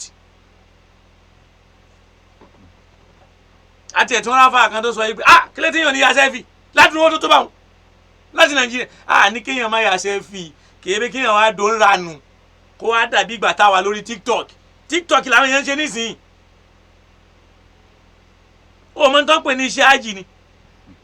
ìtí ẹ pé èèyàn lè lọ ọbẹ̀ kó borí ire bọ̀ ó lè lọ ọbẹ̀ kó borí ibú bọ̀ táwọn máa sọ fáwọn pé labbaika wa sa'daika àwọn Ọlọ́run ti dá ọ lóhùn ó ti ṣoríire tí wọ́n sì sọ fáwọn kan pé la labbaika wa la sa'daika ní dẹ́ lóhùn ó sì ní bóyí ire padà sílé èwo lèèyàn máa ń mẹ́ èèyàn gbọ́dọ̀ ronú a ní ìbáàdà ni ẹlòmíì dánwò báyìí yín ní ọkọ̀ọ̀kan ṣe wọ́n ní wọ́n mọ̀ ṣe yín ìwọ ló lè yín ẹ wàhálà ti ẹnu àmọ́ ṣé Ọlọ́run wà nú ọkàn rẹ̀ Ọlọ́run kò tún wá ṣe ń bẹ̀ Ibn Bas ní qad ta'ammaltul hadithain èmi náà ń ronú sádìsì méjèèjì wà tadhali anna hadith Hafsa fi ittirab ó clear sí mi pé hadith Hafsa ni tó lánàá bí ń gbà wẹ́ Dhul Hijjah yẹn ó ní ittirabu ó ní kọ́nu kọ́họ Ibn Bas ní wí bẹ́ẹ̀ o wà hadith Aisha asahhu min hadith Aisha yẹn ló lálàáfíà ju tiẹ̀ lọ ó ní wal jamu alladhi dhakarahu Shawkani fi nadhar àmọ́ ìpa wọn pọ̀ yẹn pé ká má jí ẹ̀ mọ́ra yẹn ó gba kéèyàn wòye sí ó ní wa yab'adu jiddan an yakuna an-nabi yasumu al-ashra wa yakhfa dhalika ala Aisha torí pé yóò jẹ́ ní tí ó ṣòro gan káwá sọ yìí pé Aisha ànábì a máa gba àwẹ̀ mẹ́wàá yẹn yóò dẹ̀ pamọ́ fún Aisha kò ní mọ̀ torí pé lọ́dọ̀ Shawkani òun gbà yí pé méjèèjì yẹn ó gbà pàdé sí tibẹ̀ yẹn ó ní ìtẹ̀rọ̀ àmọ́ ká ṣe mukna ká clear yí pé ó lè lọ sọ wọn bè lọ́dọ̀ tiẹ̀ náà àfààní ó ṣòro kànábì máa ṣe nǹkan kan wa yakhfa dhalika ala Aisha káyì nǹkan yẹn dẹ̀ pamọ́ fún Aisha ma'a kawnihi yaduru alayha fi laylatayn wa yawmayn pé bó ṣe já sí pé kò lè ṣe kó mọ̀ sí lọ́dọ̀ rẹ̀ lóru méjì ọjọ́ méjì min kulli tis'ati ayyam nínú ọjọ́ mẹ́wàá nínú ọjọ́ mẹ́sàn ó ní anna Sawdata wa abati yawmaha li Aisha torí pé Sawda yọ̀ǹda ọjọ́ tiẹ̀ fún Aisha torí ká nàbì mọ́ kọ̀ òun lẹ̀ ó ní wa aqarra nabiyyu dhalika li Aisha ànábì náà dẹ̀ gbá wọlé yawmani wa laylatani min kulli tis' ọjọ́ méjì òru méjì ní gbogbo ọjọ́ mẹ́sàn ó ní walakin na adama sawmihi àmọ́ tabatu wò pé kì í gbà àwẹ̀ yẹn ó gbọ́ la yadullu ala adami afdaliyyati siyamiha kò túmọ̀ sí pé àwẹ̀ yẹn ò lọ́lá ó gbọ́ pé ọlá yẹn ò sí fáwẹ̀ yẹn ṣe wọ́n pé ó ní torí pé àná sálàmù kọ́ ìta àràdàlà humurun torí pé àwọn nǹkan kan máa ṣẹlẹ̀ sáà nàbì tusgilu anisọ́ọ̀ tí ò kì í jẹ́ kó ráyè gbàwẹ̀ so ṣẹ́mọ̀ ó ní wa qad dalla ala fadl amal salih fi ayyamil ashar àti rí ìtọ́ka tó sọ fún wa yìí pé ká ṣiṣẹ́ olóore láwọn ọjọ́ mẹ́wàá yẹn wà hadith ibn Abbas al-mafi sahih al-Bukhari wa sawma min al-amal salih ọ̀rọ̀ ibn Abbas yẹn náà tó mú wá yẹn nínú sahih al-Bukhari yẹn ká gbààwẹ̀ yẹn náà nínú iṣẹ́ olóore ni ó ní fa yatadiu bi dhalika istihbab sawmiha pé istihbab afẹ́ àwọn afẹ́ fẹ́ ni ó bá fẹ́ ìyẹn ló kún àdìsù àfáwa ni wàhádà yata'ayyadu bi hadith Hafsa eléyìí ló ran àdìsù Hafsa lọ́wọ́ wa in kana fi ìbádọ́ ẹ̀tàn kódà bó ti ẹ̀dá sí pé ìkọnu nkọ́họ àdìsù yẹn náà ní kélẹ̀gì nú wọn ni àfáwa ni wa yakunu al-jam'u baynahuma ala taqdiri sihhati hadith Hafsa so ipa àdìsù yẹn pọ̀ káníkàwò wọn síra wọn ó wà lórí òdiwọ̀n lílàlàáfíà àdìsù Hafsa ni pé ànábì a máa gbà á ẹ máa gbọ́ o ó lànàbì ní kana yasumul ashra fi ba'dil ahayani pé ànábì máa ń gbà láwọn gbà míì ó ní fatọ́lá àti Hafsa ala dhalika wa hafazati o pé ìyẹn láfúsà rí tó ṣí ó ní wàlám tàtọ́lé àlẹ́ Àìṣà kágbà pé ìyẹn òun hàn sí Àìṣà ṣàpọ̀ ọ̀dọ́ lọ sọ lókè pé kò ṣeé ṣe káàdì máa ṣe kíní kan kó pa wọ́n sí àwọn wá gbà pé Ọlọ́run ló lè fi hàn ṣe kò gẹ́ o tí wọ́n bá ka Majmu' Fatawa wọn tí bombasi ni mò ń sọ o tí wọ́n bá lọ ka volume 15 ó bá ọ̀rọ̀ yìí ń bẹ̀ ó rí wípé àdìsù yẹn kò lálàáfíà bọ àwọn afa aládìsí máa ń fẹ́ dọ́gbọ́n wọn ní ìkan wà musibit ìkan wà munfi pé ìkan lé nǹkan lọ ìkan fẹsẹ̀ nǹkan rinlẹ̀ pé èyí tó wà musibitu yẹn yẹn la máa gbé síwájú èyí tó ṣe kíni èyí tó wà munfi nínú terminology àwọn àmọ́ bí táwa ń lọ rèé o ìbáàdà tọ́lọ́run bá fi rọ́kó wá lọ́rùn nínú oṣù yìí ni kó ṣe ẹnìkan ò ní ọtọ́rítì láti wá máa sọ fẹ́nìkan pé ààwẹ̀ ló gbọ́dọ̀ lọ́mọ gbà ń bẹ̀ báwa náà ṣe máa ń sọ yìí pé ẹnìkan ò lọ́tọ́rítì láti fún yàn ló ń ka àdúrà tí ó máa ń ṣe bó tiẹ̀ já sí gbádìí bí tánàbí ti fáwọn èèyàn ló ń kà odd number ni máa ń sábà fún wọn ni yẹn fi hàn wípé kìí ṣe pé kéèyàn má gbààwẹ̀ láwìn o tó bá jẹ́ ìtòrò ẹ̀ lọ́rùn láwẹ̀ masha Allah tó bá já sí pé ká máa ka alukur'ani ní bismillah tó bá yẹ pé ká máa fún yàn lóúnjẹ ní bismillah tó bá yẹ ká máa ràn yàn lọ́wọ́ ní bismillah tó bá yẹ pé zikiri ló máa ṣe múra sí dáadáa adikiri min afdolil a'mal torí pé afdolu dikiri ba'da tilawatil qur'ani arba subhanallah walhamdulillah wala ilaha illallah wallahu akbar ó rí pé àwọn tó wà ní ajínà kí ló pọ̀ zikiri ni kódà nínú oṣù yìí zikiri ló yẹ kó pọ̀ jù kéèyàn máa rántí Ọlọ́run kó súnmọ́ Ọlọ́run bíi zikir kò sí ní tó burú kó gbà àmọ́ kìí ṣe pé òfin kan ló ṣe ìsìbátú àwẹ̀ yẹn iṣẹ́ olóore tó bá wù yẹn ń bẹ̀ tó bá rí pé ó bá rọ̀ ẹ́ lọ́rùn ló lè máa ṣe kọ́lọ́n kó dákun kó mọ̀ ṣe lè ní àwímọ́ níta fẹ́ lò ń bẹ̀ tí ń jẹ́ kókó ni pé iṣẹ́ olóore tó bá rọ̀ ẹ́ lọ́rùn ń bẹ̀ ni o mú kó máa ṣe kó máa fi súnmọ́ Ọlọ́run máa fi ṣe pẹ́pẹ́ fúrú bal Qur'ani ṣoṣo fún wa pé faman tatawwa'a khayran fa huwa khayrun lahu ẹnikẹ́ni tó bá ń ṣe pẹ́pẹ́ fúrú láti máa fi wá àlékún oore ń bẹ fún o gbọ́ ó rí i pé nínú Ramadan Ọlọ́run dìídì clear ni pé wa an tasumu khayrun lakum kẹ́ ẹ gba àwẹ̀ nínú Ramadan oore ń bẹ fún yín fi Ramadan an tasumu ló fi di ọ̀ranyàn pé kò sẹ́nìkan tó yọlẹ̀ wa an tasumu nínú oṣù yẹn o khayrun lakum oore àwẹ̀ ń bẹ àmọ́ láwọn ọjọ́ tó kù kò sáwẹ̀ kan tó jọ ọ̀ranyàn o tàtọ́ wù ni o ìwọ ló láṣẹ àwọn èyí o tí Ramadan ni Ọlọ́run ló ní nǹkan ẹ̀ sọkọlọ́n kó síjú àánú wa kó ràn wá lọ́wọ́ kó má ṣe léyìí láwìí mọ́ kó sì má ṣe lágbọ̀mọ́ fún wa kó sì jẹ́ ká gbọ́ yé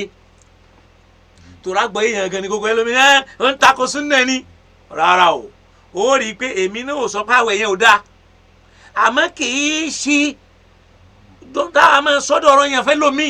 tẹ́lómi wa máa ń sáré káàkiri ẹgbẹ́ àfa wọn láwọn ẹ̀kan tún ẹlòmí tún wa máa ń sá káàkiri pé wọ́n láwọn ẹ̀kan wọn èèyàn tún gbọ́dọ̀ gbà á ẹlòmí sì rí ebi tó sì yẹ kẹ́ ẹ sọ fáwọn tí wọ́n ní pé àsìkò yìí tẹ́ ẹ gbọ́dọ̀ fáwọn èèyàn ló ń jẹrè o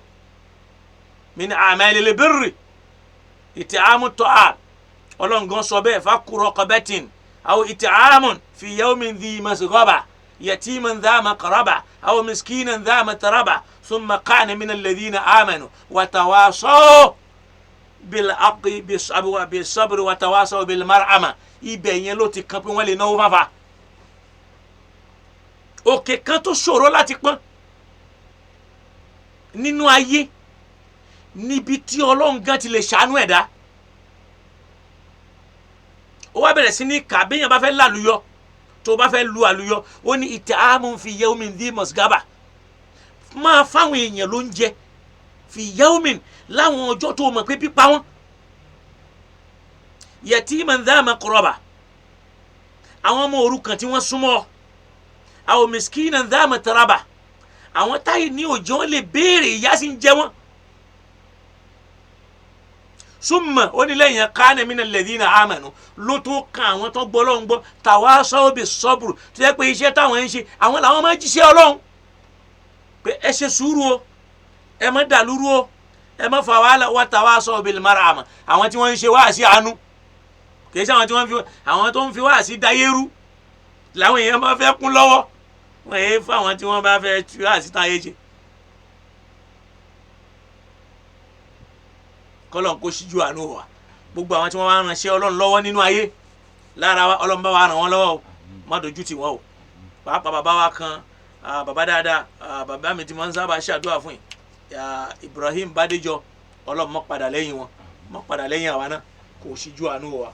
kó ṣe dáadáa fún wa bákan náà bàbá wa Adégbìtẹ́ Ọlọ́run má padà lẹ́yìn wọn àlékún àlàáfíà bá mi ṣe fún wọn bàbá yẹn jí ní Odúọlá Ọlọ́run bá mi ṣàánú wọn kó gbọ́rọ̀ wọn sọ́sọ́ Sa'idu Kakawa Jamali Abubakar Alade Bakari Ọlọ́run bá mi ṣe dáadáa fún wọn Labaika Idris Indiame Ọlọ́run má jẹ́ ó bàjẹ́ fún wọn gbogbo nǹkan ni wọn Ọlọ́run má jẹ́ ó bàjẹ́ nẹ́sẹ̀ntì náà jí Ọlọ́run má jẹ́ ó kú la ilaha illallah ajá Rama ajá Basira àlékún àlàáfíà Ọlọ́run bá mi ṣe fún yìí o Alhaji Taofik Kọ́lápọ̀ Ọlọ́run ò ní fi yín lẹ̀ gbogbo wa náà kọ́lọ́n kó ṣíjú àánú wa Labaika the Christ Ọlọ́run bá mi ṣíjú àánú o Àlàbá ọmọ Adégún wa gbogbo tó bá wà Ọlọ́run bá wa dúró tì ète àti èrò ọ̀tá Ọlọ́run má jẹ́ ó ṣiṣẹ́ lórí ẹ̀ la ilaha illallah bàbá wa Mudirul Markaz àlékún àlàáfíà àlékún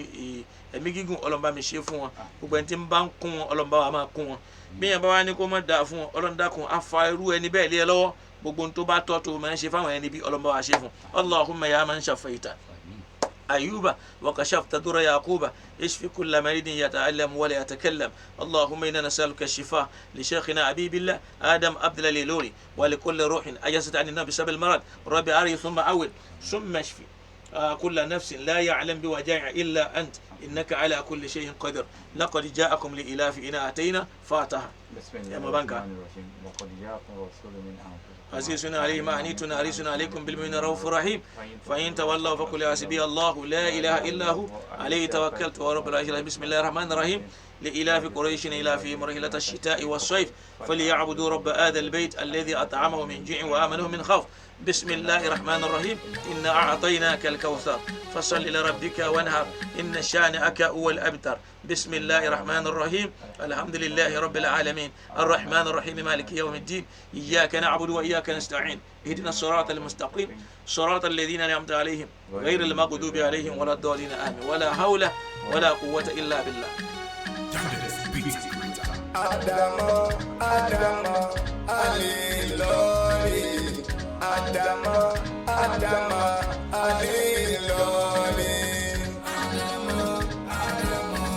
Alilori. Adamo, Adamo, Alilori. Now, engineer.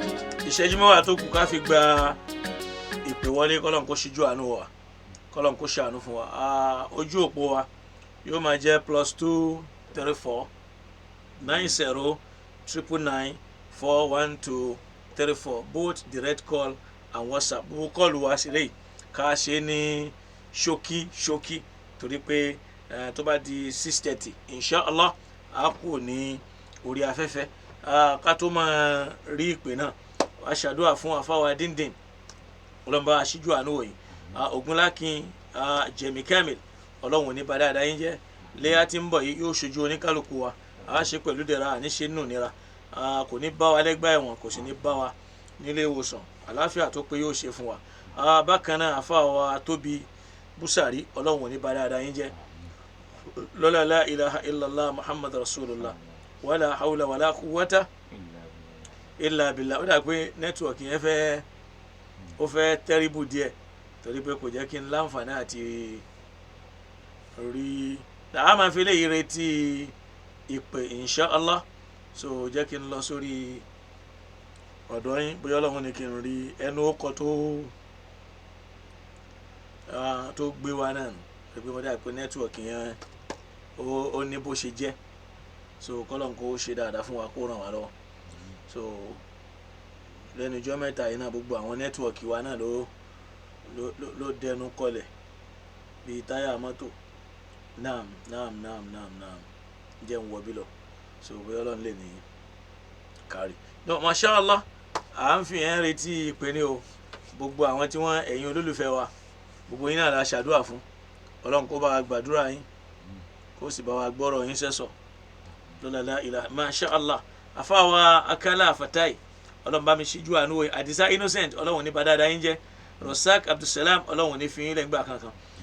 bákan náà Afọlábí Rahman Ọláìdé ọlọ́run bá gbàdúrà yín bákan òun wá díẹ̀díẹ̀ Balógun Muhammad ọlọ́run mọ́ fi yín lẹ̀ nígbà kankan lọ́la ọlọ́run àtijọ́ kan rẹ̀ kọ́lọ́run kó ṣe dáadáa fún wa bí akil ayyil qayyum so ọlọ́run dákun mọ́ dá wa dára wa o máa ń dín kó wa ń fẹ́ ọlọ́run kó ṣe fún wa o ẹlòmíì ń fẹ́ ọmọ ọlọ́run bá wa fún wa ẹlòmíì ń fárísìkì ọlọ́run bá wa fún wa ẹlòmíì ń fàgbéga ọlọ́run dákun fún wa ẹlòmíì ilé ló fẹ́ parí olúwa ọlọ́run dákun bá wa parí ẹ̀ ẹni tí kó wa ń fẹ́ ní kọ́lọ́run bá wa fẹ́ kó o sì bá wa ṣe fún wọn kó wa ṣàánú fún wa iléyá náà ó dájú kọ kó wa olúwa ọlọ́run dákun má ṣe léwọ̀ ẹnì kankan wa lọ́la la ilaha illallah wọlá kú wọlọ́ba tó lè ṣe ìwọ náà là ń bẹ̀ kó o sì bá wa ṣe bí o bá ti wá sí pé pẹ̀lú ògo lọ́dọ̀ ọlọ́run sọ àmọ́ gbogbo àwọn èèyàn wa náà la ṣàdúrà fún àwọn tí wọ́n bá wa ṣe ètò wa ọlọ́run bá wa ṣe oore tó pọ̀ fún wọn àtàwọn jẹ́ pé lẹ́yìn tí wọ́n bá tún ń wò wọ́n tún bá wa ṣe ẹ̀rẹ̀ ọlọ́run bá wa ṣe oore fáwọn náà lọ́la agbára ọlọ́run àti jẹ́ kan ṣu ọlọ́run bá wa dá oníkálukú wa láre lọ́la jẹ́ kan ṣu ọlọ́run Akeem Juma ọlọ́run bá wa ṣe dáadáa fún yín Ibrahim Biliamin ọlọ́run ò ní fi yín lẹ̀ nígbà kankan lọ́la la ilaha illallah Muhammad rasulullah sallallahu alayhi wa sallam kọlọ́nkọ́ nẹ́tíwọ̀kì yìí ó àti ẹ̀dúpẹ́ kọlọ́nkọ́ ṣe dáadáa fún wa kó jẹ́ ká àrí manage ẹ̀tẹ̀ ìyẹn tiẹ̀ òyìn ò tiẹ̀ ìbádùn mọ́ rárá ọlọ́run ló mọ ohun tó ṣe wọn gbogbo ráútà wọn kò ṣiṣẹ́ mọ́ ọlọ́run kó ṣíjú àánú wa so gbogbo wa náà la ṣàdúrà fún ọ àbáwọn olówó àdọ́ ti yín náà mẹ́ Ògúnlákin mo ti ṣàdúrà fún wọn lẹ́ẹ̀kan nẹ́tíwọ̀kì yẹn ò jẹ́ náà kọ́lọ́n kó ṣíjú àánú wa kó ṣe dáadáa fọ́dà pé nẹ́tíwọ̀kì ó yìí rí bákan pẹ̀lú ògùn lọ́dọ̀ ọlọ́run gbogbo yóò tó níyànjú dáadáa no Allahumma taqabbal minna innaka anta as-sami'ul alim wa tub alayna ya maulana innaka anta at-tawwabur rahim wa ahdina wa waffiqna ila al-haqqi wa ila tariqin mustaqim insha Allahu ta'ala gbogbo àwa tí ọlọ́run bá fún ní ìrànlọ́wọ́ káwa náà ká ran ètò yìí lọ́wọ́ àwa náà ni ọlọ́run nílò ń sábàbí ọlọ́run ò ní padà lẹ́yìn oníkálukú wa lọ́la la ilaha illallah gbogbo oníkálukú wa náà kọ́lọ́run gbàdúrà wa ẹnjìníà wa ọlọ́run dákun bá wa ṣíjú àánú wò kó bá gbọ́rọ̀ tiẹ̀ náà sẹ́sọ̀ èyí tá a wí lónìí má jẹ́ ó jáwé mọ́ fún wa má sì jẹ́ ó ṣàwé mọ́ fún wa àwọn táyé káyìn náà tọ́lọ́run bá fi ta wá lọ́rẹ àwọn náà ń jáde lónìí Sultan àti Zughlul ọlọ́run dákun bá wa wo àwọn méjèèjì ẹ dákun ẹ bá mi ṣe Suratul Fatiha kan orí ayé àti tàlkíyàmà ọlọ́run bá mi ṣe fáwọn ọmọ náà kó jẹ́ káwọn náà kí wọ́n jù wá lọ dáadáa kán lámìlá kánú ayé kọ́lọ̀ mọ́ pa wọn lójú wa kó ṣe wọn lọ́mọ tí ó kángun táwọn náà ó yẹ̀rí sùn ní wà yẹ̀rí sùn mí ní àlè àkú bàbá nẹ́bí tọrọ ohun ti tọrọ kọ́lọ̀ kó ojú orí bẹ́ẹ̀ fáwọn náà gbogbo àwọn tiwa náà kọ́lọ̀ wọn á bá wa dá wọn sí kó bá wa wù wọn lápapọ̀ bisimilahi rahman rahim alhamdulilahi rabbil alamin arrahman rahim maliki yawmiddin iyyaka na'budu wa iyyaka nasta'in ihdina as-sirata al-mustaqim sirata alladhina an'amta alayhim غير المغضوب عليهم ولا الضالين اللهم gbàdúrà ní kálukú wa àdúrà àfáwà òṣọ́ta sebil ọ̀làlẹ́kan ọlọ́run bá mi gbàdúrà yín o èmi náà ṣàmì sádùá tẹ́ ṣe o ọlọ́run fa àlùbáríkà sí gbogbo àwọn tí yín náà o kò ní yọ àlùbáríkà kú ọmọ ẹ o lọ́la la ilaha illallah gbogbo àwọn tá a máa ń ṣàdúrà fún náà là ń ṣàdúrà fún o ẹja lónìí gbogbo yín náà là ń ṣàdúrà fún o ọlọ́run bá gbàdúrà ní kálukú wa o gbogbo àwọn tí wọ́n wálé ọdún láti ìlú òyìnbó olúwọlọ́dá kó bá wa fi ṣọ́ rẹ̀ ṣọ́ wọn má fa burú ṣe wọn má fi ṣàwa náà àwa náà tí wọ́n ń bọ̀ wá bá ń bí má fa burú ṣe nìkan kan wa bàbá jígáwá ọlọ́run níjó bàjẹ́ o ọlọ́run bá mi ṣe dáadáa fún yín o kó má fi yín lẹ̀ nígbà kankan o lọ́la la ilaha illallah bi akil ayyil qayyum alladhi la ta'khusuhu sinatun wala nawm prince aláwọ̀ abdulhakeem ọlọ́run ò ní padà lẹ́yìn yín o yóò mọ̀ bá mi ṣíjú àánú wò yín o alhamdulilayi o kọ́lọ̀ kó ṣàánú àwọn ìbejì wà dáadáa àwọn náà wọ́n wá kí jímọ̀ lónìí àwọn ìbejì náà ti wá kí jímọ̀ lónìí kọ́lọ̀ ń dákun bá wa ṣe wọ́n ní mùsùlùmí dáadáa kó má jẹ́ mùsùlùmí tí ó máa da sàmánì irú tí ó máa da irú mùsùlùmí tí ó máa tún ayé ṣe ní kọ́lọ̀ ń bá wa ṣe wọ́n gbogbo oníkálukú wa náà gbogbo ntọ́lọ̀ ń fún wa ní kọ́lọ̀ ń fi dùn wá nù lọ́la la ilaha illallah muhammad alájà wa Kudirat káwójú ẹ̀ mo ṣàdúrà fáwọn náà ọlọ́run bá mi ṣe dáadáa fún wọn fẹ́tí miami àmání ọlọ́run níjó bàjẹ́ o kọ́lọ̀ bá mi ṣe dáadáa fẹ́yìn náà o kó gbọ́rọ̀ yín sẹ́sọ̀ ọlọ́la la ilaha illallah gbogbo àwọn tó ń wáwé gbèlú nílùú òyìnbó ọlọ́run bá wa jẹ́ ó tẹ̀ wọ́n lọ́wọ́ tán bá wá rí ọlọ́run dákun má gbà kú lọ́wọ́ wọn gbogbo àwọn tí wọ́n ti ń rí ṣe tán ti ń rí jẹ tán ń rí mú mbẹ àìní rí jẹ àìní rí mu ọlọ́mọdé wọnú ọ̀rọ̀ wọn o ọlọ́mọdé wọnú ọ̀rọ̀ wọn ẹlòmíín bẹ mbẹ òun ló ń bẹ ní ti ń bẹ Nàìjíríà so tí ó bá wá rí bákan ẹ̀yin tẹ́ wà nílé ẹ máa fàdúrà ara àwọn tó wà lọ́hùn lọ́wọ́ ẹ máa bá wa fàdúrà ara wọn lọ́wọ́ Alhaji Ọ̀túnba Ọlásùnkànmí ọlọ́run dákun jẹ́ kọ́lá súnkàn yín náà kó súnkàn gbogbo wa kó sì má fi wálẹ̀ lọ́la la ilaha illallah bi akil ayyil qayyum wala hawla wala quwwata illa billahi al-aliyyil azim òun ṣọ́ ìṣẹ́jú wa ẹ̀ kò ṣẹ́jú méjì ṣùgbọ́n kó ṣíjú àánú ọ̀wá o kó má fi wálẹ̀ nígbà kankan lọ́la la ilaha illallah gbogbo ẹlòmíín náà ń retí bóyá ká ṣàdúrà fún un àmọ́ nẹ́tíwọ̀kì yóò jẹ́ kí kò gbé ó kọ́ ni wá gbogbo àwọn tí wọ́n máa ń jẹ́ Yúṣúà Àyìnà Adésànyà ọlọ́mọba wa ṣíjú àánú wo Abíọ́lá Sẹ́ríkì ọlọ́mọba gbọ́rọ̀ tiẹ̀ náà sẹ́sọ̀ àfáwọ̀ Abe Mófì wà gbóyè ọlọ́mọba mi ṣe dáadáa fún wọn àfáwọ̀ kan náà Ṣẹ̀fí mọ̀ṣáwọn bó Ṣẹ̀fí ni wọ́n ń jẹ́ ọlọ́mọba mi ṣíjú àánú wò wọn Alájà wa Arámidé Karim àwọn orúkọ tí mo ní lórí díẹ̀díẹ̀ nìyẹn Ajá Rímí ẹja lónìí bú Alájà ọlọ́mọba mi ṣe dáadáa fún Ọlámiwùnmí wọ́n pọ̀ bẹ́ẹ̀ bẹ́ẹ̀ kọ́lọ́mọba wa ṣe dáadáa fún wọn lọ́la la ilaha illallah gbogbo àwọn Alájà Tàwọ́fíkà Bẹ́lẹ́wú ọlọ́mọba mi ṣíjú àánú wò àwọn náà kó má fi wọ́n lẹ̀ nígbà kankan o àfọwọ́ Abdulgani Babatunde ọlọ́run ò ní fi yín lẹ̀ o ọba tí máa ń rọ̀yàn lọ́rọ̀ tó rọ́lọ́rọ̀ lọ́rọ̀ ọlọ́mọba mi rọ̀ yín lọ́rọ̀ kó sì rọ̀ àwa náà lọ́rọ̀ lọ́la la ilaha illallah ọdún eléyìí tá a fẹ́ ṣe ìmọ̀ṣẹ́lẹ́yọ̀ kan tó kù fún wa o àsìkò tá a wá wà yìí ọlọ́run dákun má jẹ́ ó nira mọ́ wa o ọlọ́run jó rọ̀ wá lọ́rùn lọ́la la ilaha illallah àwọn tí wọ́n wálé tí wọ́n máa lọ ọlọ́mọba wa ṣíjú àánú wọn kò ṣàánú àwa náà bisimilahi rahman rahim Àkànkẹ́ Latif lasbon mo ṣàdúrà fẹ́yìn náà ọlọ́run ní jẹ́ kọ́rọ̀ yín dàrú kó ṣe dáadáa fáwa náà kó gbọ́rọ̀ wá sẹ́sọ̀ gbogbo àwọn ìyàwó wa ọlọ́mọba wa ṣíjú àánú wa kó bá wa ṣe dáadáa fún wọn má fi nira kàn wọ́n má fi kàn wá náà gbogbo àwọn ọmọ wa má fi nira kàn wọ́n àwọn ẹbí wa má fi nira kàn wọ́n Abdulfatai Adéyanjú ọlọ́run jẹ́ kọ́rọ̀ yín yanjú jẹ́ kọ́rọ̀ tó ní kálukú wa náà yanjú o má jẹ́ kọ́rọ̀ wa dàrú lọ́la la ilaha illallah Muhammad rasulullah wala hawla wala quwwata illa billah gbogbo ẹlòmíín tó tún wà ń bẹ tájọ wà ń bẹ tájọ wà ń bẹ ọlọ́run ṣe dáadáa fún ní kálukú wa máa fáwa dín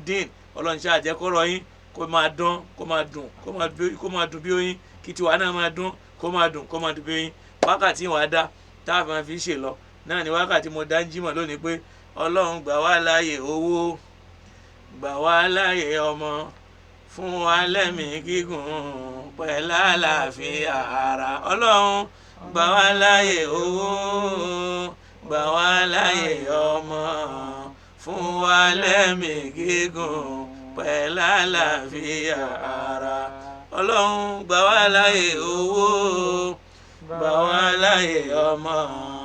fún wa lẹ́mìí gígùn pẹ̀lú àlàáfíà ara. Al-Fatiha. بسم الله الرحمن الرحيم. الحمد لله رب العالمين الرحمن الرحيم مالك يوم الدين إياك نعبد وإياك نستعين اهدنا الصراط المستقيم الصراط الذين أنعمت عليهم غير المغضوب عليهم ولا الضالين آمين. سبحان ربك رب العزة عما يصفون وسلام على المرسلين والحمد لله رب العالمين.